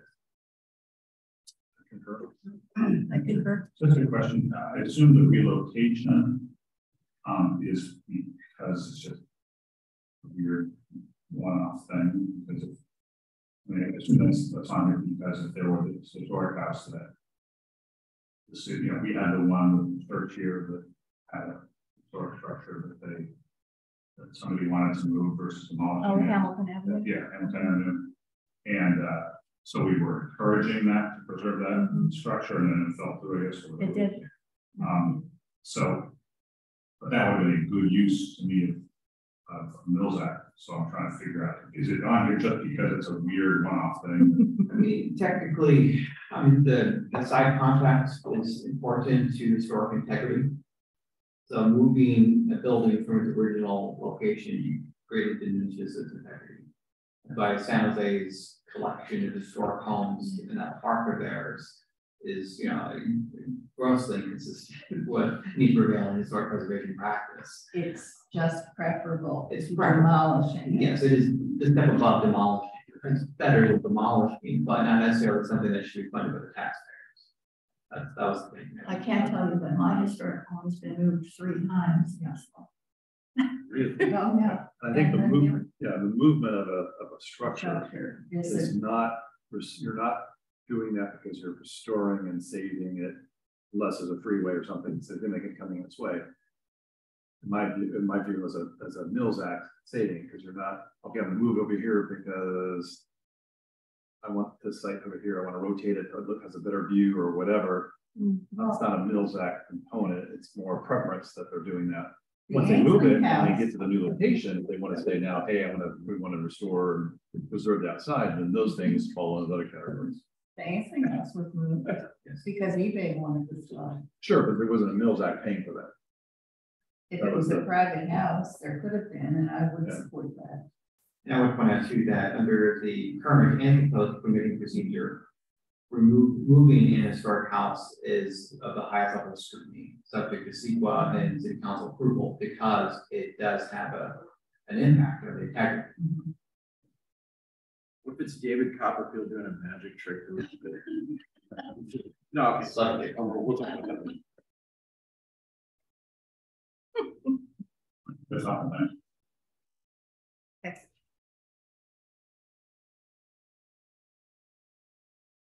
Any objections? Everybody is in agreement with this section? Agree. All right. In terms of mechanical, we're looking at the larger cost expenditures in terms of a new HVAC system, so it's going to be venting and duct work, but lesser costs that are a bit more normal to homeowners, such as the water heater or whole house down, or just maintenance and repair of such systems would generally be excluded.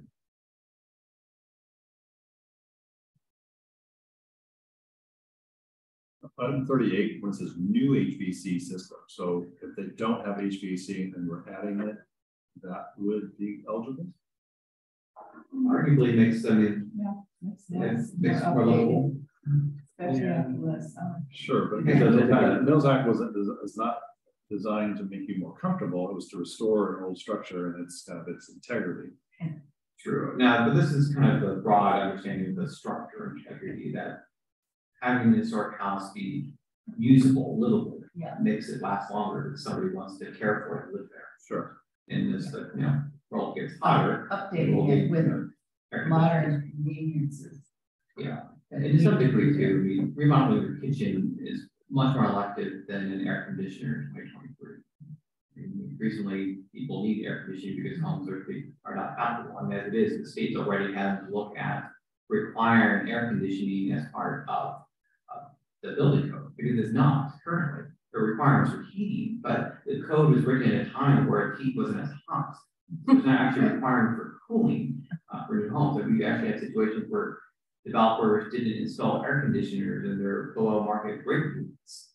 And so now in our new contracts, we have to force them to install air conditioners because there's nothing in the building code that says they have to.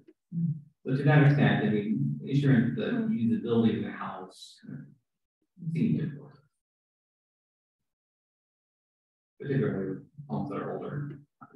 By the way, the 2022 Energy Code now requires basically heat pump systems, which are all electric, and those come with air conditioning. Though you're forced to have air conditioning, even though you don't want air conditioning. Well, and by installing those, you're reducing the probability of mold growth, which is to maintain the energy. Again, this is where there's art versus design. Right. I'm not opposed to it. My only thing was when it comes through as part of the review and the permitting process, we're going to want to just look at if you're adding air conditioning, you're convincing that's going to be somewhere on the property and just making sure that that doesn't become a deterrent from the look of the building. Yeah, and that's actually a good example of a condition of approval. So somebody could propose a new AC system, and then the condition would require that the condensing unit be behind the house. That's a big part of it. I didn't notice they didn't have boilers.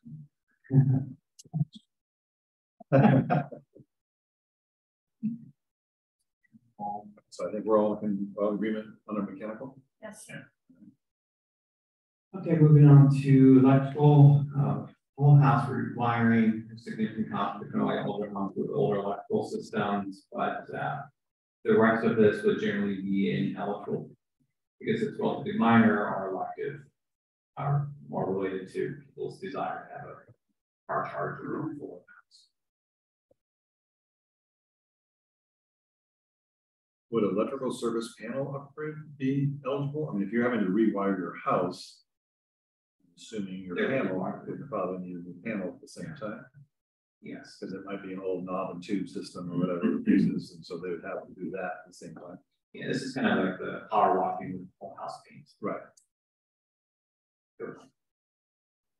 Maybe we say whole house rewiring and or electrical panel related to that work, and then item 45 is just electrical service panel upgrade because they just want to change it. Would 43 then fall in the same boat?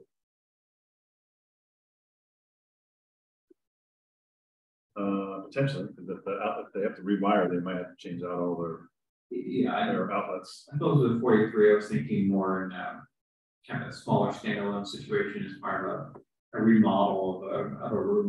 You may run wiring, outlets, like in the established part. You give the example, we want to mount a TV up in the wall, you want to install a new electrical outlet right there. It's entirely. So maybe 44 is whole house rewiring, and in parentheses associated panels, electrical outlets, etc., with that or associated with that. Yeah, I wouldn't be exclusive. I think there's I think it's just understood that rewiring this doesn't involve the proper power. Well, the one thing is 43 says very specifically installing new outlet circuits cabling. You're going to install new circuits, cabling, and outlets as part of the rewiring. So someone might say, "Oh, I can do the wire, but all my outlets stays. I can't replace it." So someone's going to come up and ask the question, then we're going to be back again. Well, you can say the whole house through and succeed. What's it? Electrical. Yeah, you don't list one of the lists because then we'll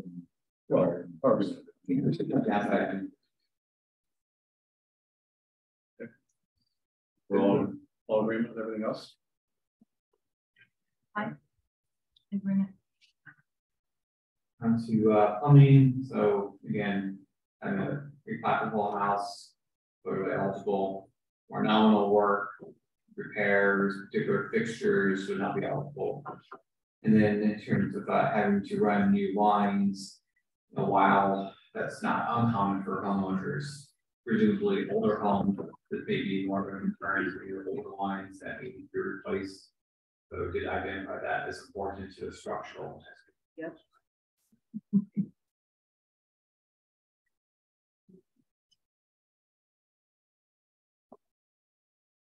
I don't have any issues with the plumbing section. Plumbing section. The only, I mean, I understand your rationale on the board, and I guess I wouldn't want to see a mills. I mean, those can be very expensive projects. They might have to redo all the time. I wouldn't want to see them as that. Discuss the whole thing. To me, that's kind of those are expensive things. I probably prefer the homeowner, but the low priority for the storage for the cities. And so to that, I know this has been out this for a long time, but some cities can be more prescriptive, where you basically demand that homeowners do these things first, and these things, and these things. But it never seemed, from my observations of the board or the council, that there was any desire to be that prescriptive. To some degree, I think there was a sense that we pressed homeowners to know what's best for their home. But if somebody, for some reason, proposed to do that, and you go to the house and there was an obvious visual disrepair, then the city is never obligated to for contract. Even we have all these requirements, we're not binding the council's hands to. There is an exceptional process for somebody who's clearly making a bad faith application. That was denied.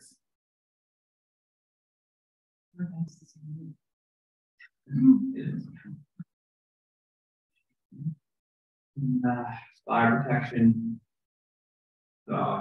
Always remember one of our fire marshals saying the best way to save an historic house is to install fire sprinklers and stuff. So, very good point. Years later, so looking at fire blocking and fire sprinklers as an important structural integrity projects, as smaller smoke alarms, CO2 alarms for that. So on that last one, I don't see how installing a smoke detector would not help out the historical integrity of the house, because if it burns down, this falls under more of those just a relatively small cost. Okay.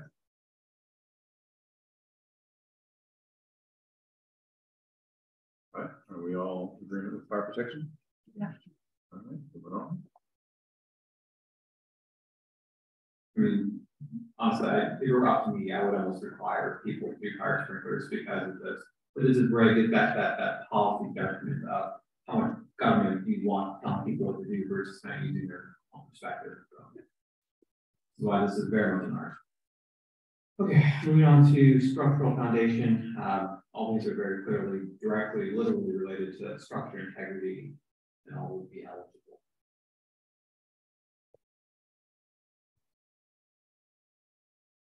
I'm in agreement. I'm in agreement. All right. Moving on to site features and accessory buildings. Most of this would not be eligible, has to do with landscaping, fences, separate buildings. Couple of exceptions though. Now we did talk about maintaining a heritage tree. So heritage trees are different. So the city protects a lot of different types of trees, and those are just protected trees, meaning you get a permit to remove them. There's a distinction between a heritage tree. So the code allows the Historic Preservation Board to actually designate any specific tree, not like a species, but actual one tree as a heritage tree. We have not done that, I think, in probably since I was an intern. It's not something generally people want to do because it really has no benefit other than just making it more difficult to remove the tree. Because now that tree is protected, even if it weren't otherwise protected. So in this particular case, if somebody had a large tree that was decades and decades old, counting on photographs or home, I mean, there's an argument that it's important to the property that if they were willing to designate it as a heritage tree, that could reasonably be seen as an eligible expense. And then number 71, this is kind of a general exception, not really finding accessory structure, but if there is an original accessory structure that is maybe important or integral to the history of the house, that could be something that could be seen as important to the historical integrity. We only have one Peter Drive, Carriage House, I mean. A rather comparable structure. Okay. There's an old. What was that? I guess any separate detached garage would be considered a carriage house in this scenario. I mean, I suppose if it were built at the same time as the house. Because you have a detached garage or something like that. Is that part of the original structure? No, it was built in 1933 when the house was moved to its current location. So it's not as old as that. This would also require homeowners to document that it was original. Good. Everybody okay? I'm okay. All right. Hold on. If 66 were in place in 1907, we'd still have a tree on the site of Psycho Donuts that David Roosevelt planted. And now it's in Los Gatos. Okay. Now, interior remodels, it's pretty clear from the council's direction that just remodeling your house, new appliances, countertops, none of that's going to be eligible. But we did want to include kind of a minor exception for some restoration work. So if there are period details inside the house that generally are not otherwise protected by the city's historic preservation requirements, but if a homeowner wanted to repair them, like stairways as well, that those would be eligible. Refinishing the original wood floor, so you have to maintain the craftsmanship that otherwise would be lost if they just decided to just remove those features entirely.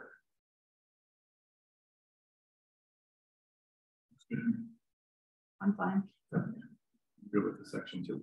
And condition of approval too, for something like this. I mean, we could require the homeowner to photograph everything once the work is done, provide high quality photographs in the city so that even though the public can't see it, you can have evidence that that work was done.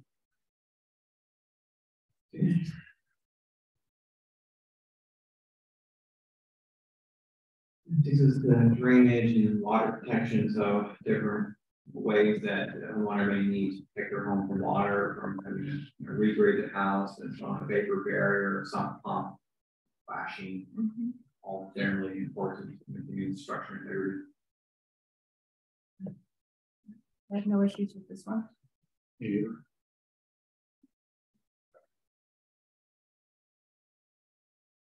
The other maintenance, some of this is kind of life safety, such as lead-based paint, mold remediation, asbestos. Insulation kind of goes to making sure that the house is livable, as an air conditioner example. Most of this staff recommending as being eligible, with the exception of more minor weatherproofing. That's minor cost. I have no issues with this section. No.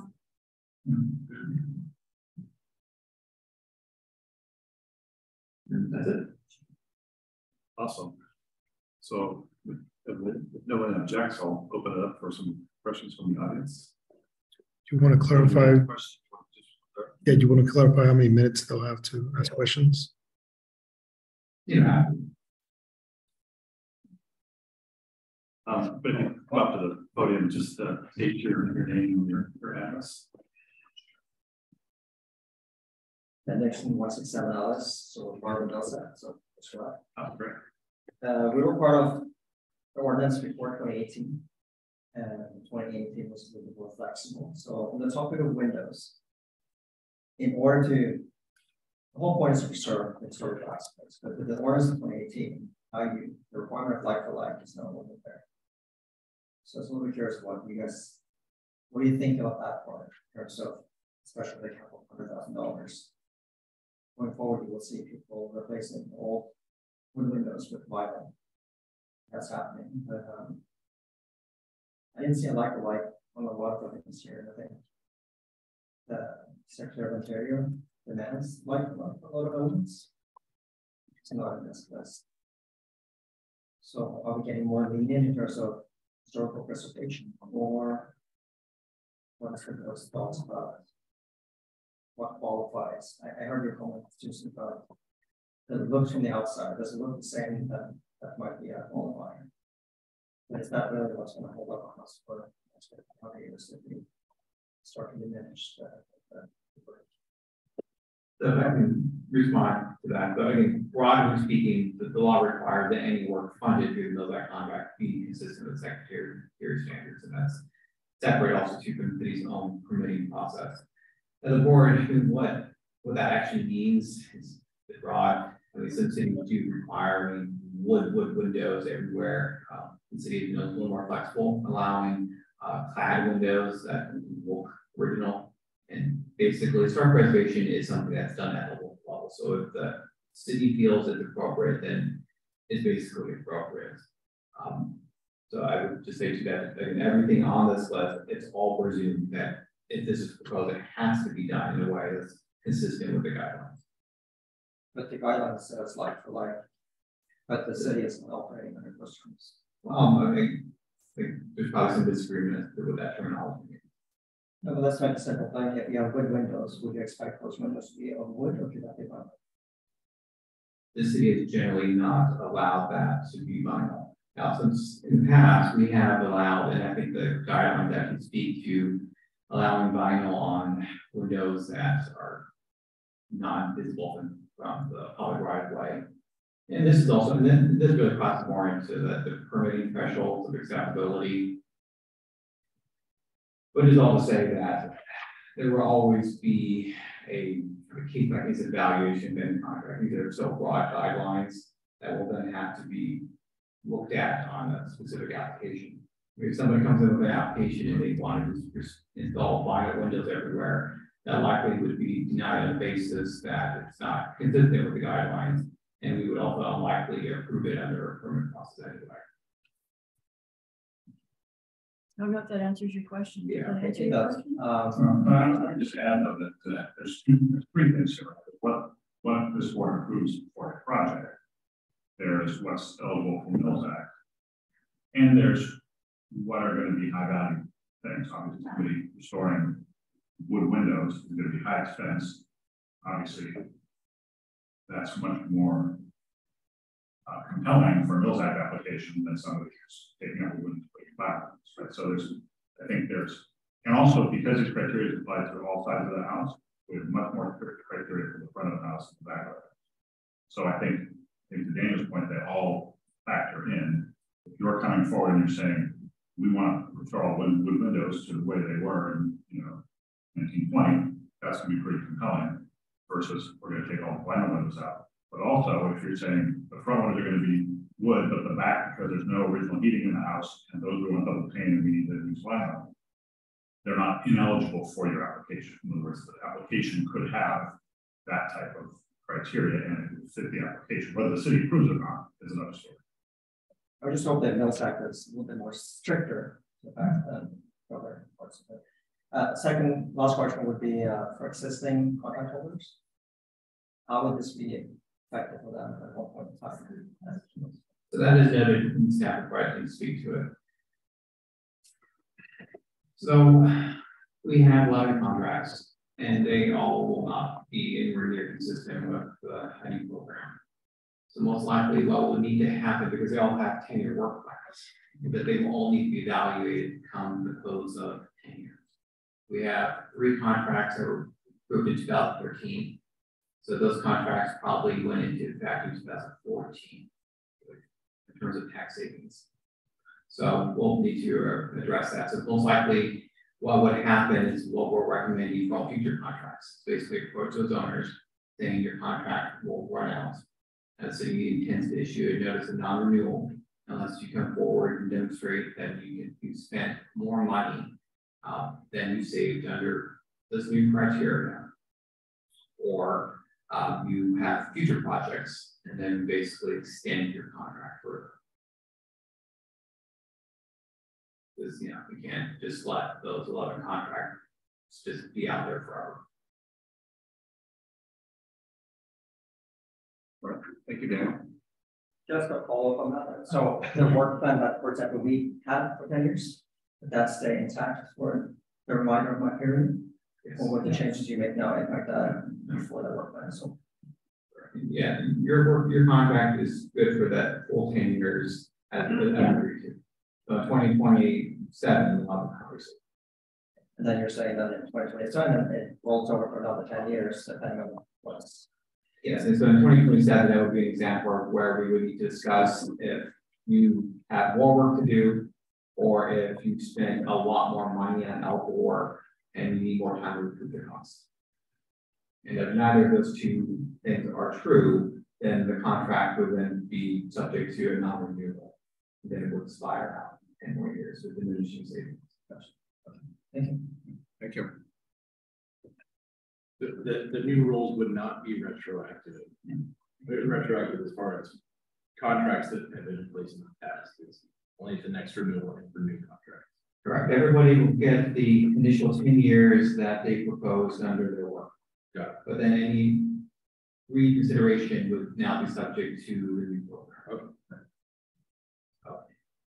So if most of their money were expended in bathroom, kitchen remodels, that probably would not be a reason to extend their contract any further. That would just be money that they spent. You have a question? Yeah, thank you. Hi everybody, Brian Burton, 126 North 2nd Street. I don't agree with the last part of the presentation, and this may be a term of art, but when the references to whole house, whether it's with respect to electrical or plumbing, over time, our house folks have done this part of the piping, that part of the piping, have to break down the walls to get the sum, so that hasn't been done.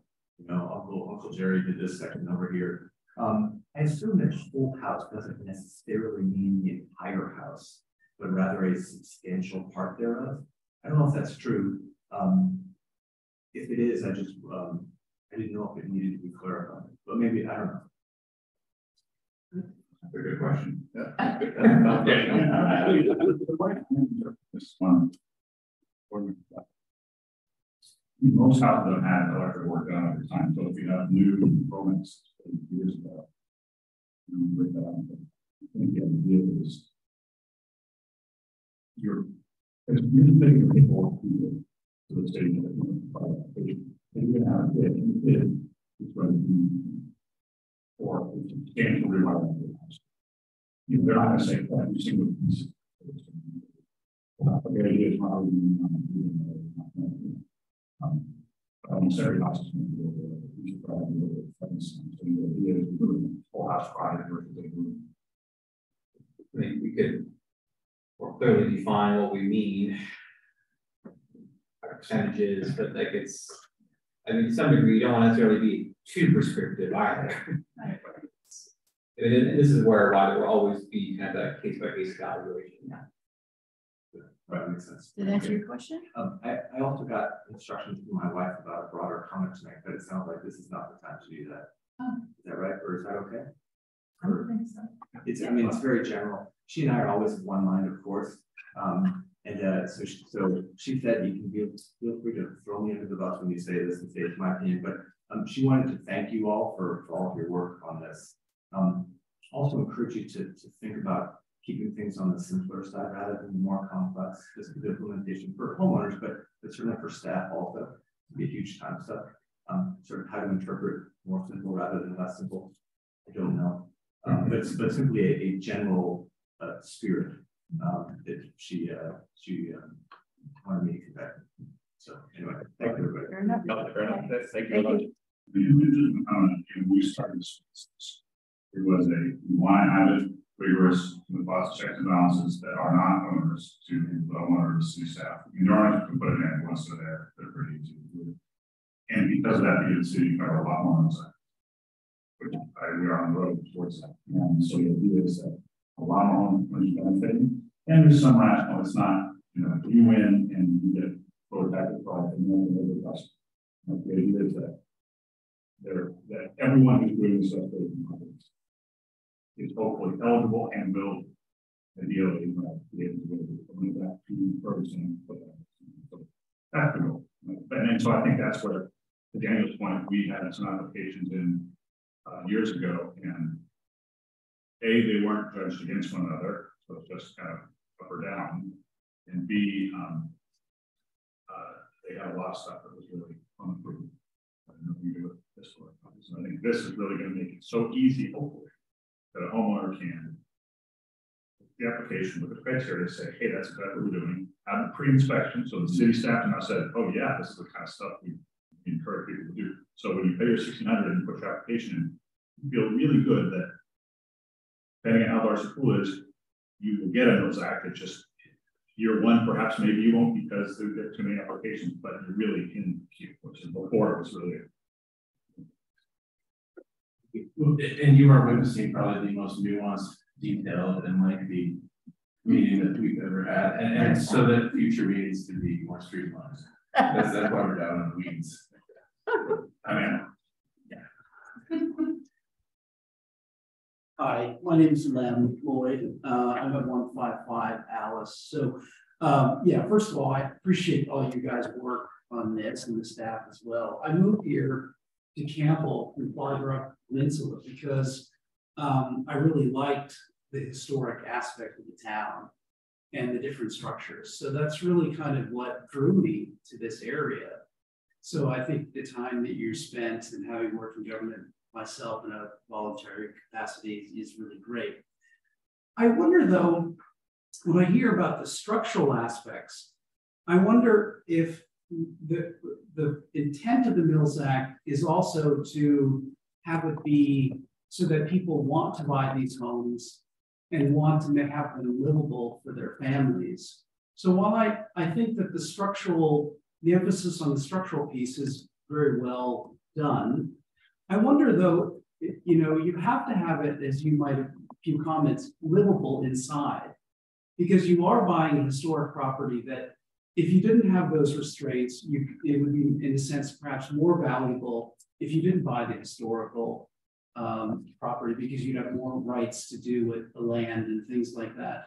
So as a person who is trying to be a steward of historical property, I feel kind of like you're giving up something from an economical point of view anyway, because you're limiting yourself in terms of how you can use that land or the ability to resell it in the past.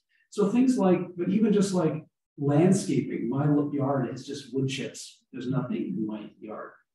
And it looks, I think, awful. And I can't imagine that's what it looked like 100 years ago. So I would think if you wanted to try to keep it beautiful, that those things, within reason, of course, you know, should be maybe allowed. It's not structural, but it certainly is about whether neighbors go by or prospective residents go by. Does it look beautiful?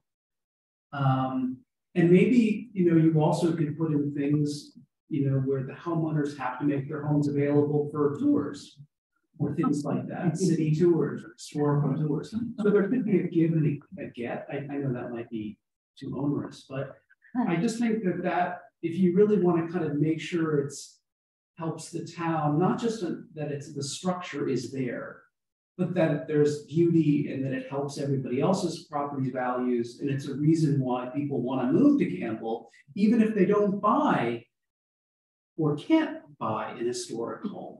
So I guess it's just a way of saying, if you limit it only to structural, I wonder if you take away some of the reasons of having a Mills Act, which is really, I thought, to encourage people to buy these historic homes and to keep them beautiful. And so the whole community benefits, not just that home. Valid point. Yeah. Anybody have strong feelings on the building? Yes, I'm an interior designer. I totally 100% agree. The whole house has to feel good. And Property. the property, the inside, the outside, the, for living today, people aren't going to walk into a house. And I know it's a very hard Fall in thing to love with balance, and you don't want to give a free ride and all those things, but I would just say, like, the landscaping to me is very much a part of kind of the feel of the home, kind of. So maybe you put in there things that has to be reviewed or something so that you don't have, people abusing it, but maybe you keep that open. The other thing is, in the house, you walk in, if the walls are bad and it's plaster and you need to redo some of the walls internally because they haven't been upkept for 50 years, I don't think that would be part of that, right? You wouldn't be eligible if you had plaster walls and you had to there were holes in them and they were dilapidated or things like that. Would that be part of the allowable expense or something? But to me, that's also keeping with the home and trying to preserve it. So anyway, thank you. Well, just one comment on that, because I think Campbell is very different than a lot of our surrounding cities, that we really focus on the exterior of the house and the street facing the side of the house. Those other two cities in several others around here, you can't do anything on the inside of your house. In Campbell, at least as of today, you can at the inside of your house, but you can modernize the inside of your house, take out those plaster walls, do all of that. And as long as you're preserving the exterior, that's what the city cares about. But part of the Mills Act criteria is to be in line with that, because if you do a beautiful job of restoring the outside of your house, spend a lot of money, you can get a Mills Act even if you tear out half the walls in your house and make it bigger. So they really are there's a very different criteria in Campbell for inside versus outside, which again, some homeowners really like, especially when it's moving from other areas that have more restrictions, because they want to modernize the inside of the house, as long as they have to focus on the exterior. Sure, and I appreciate that, and I think having the flexibility to make it usable is good. But then why wouldn't that then go to help preserving and kind of keeping the house viable and in good condition if you did those things? I'm not talking about kind of wacky, things inside, but just kind of basic maintaining, or fixing old things inside.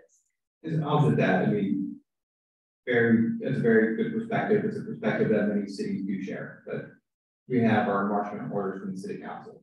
So they've made it fairly clear what they're looking for in a new ordinance. So we're having to follow through with that direction.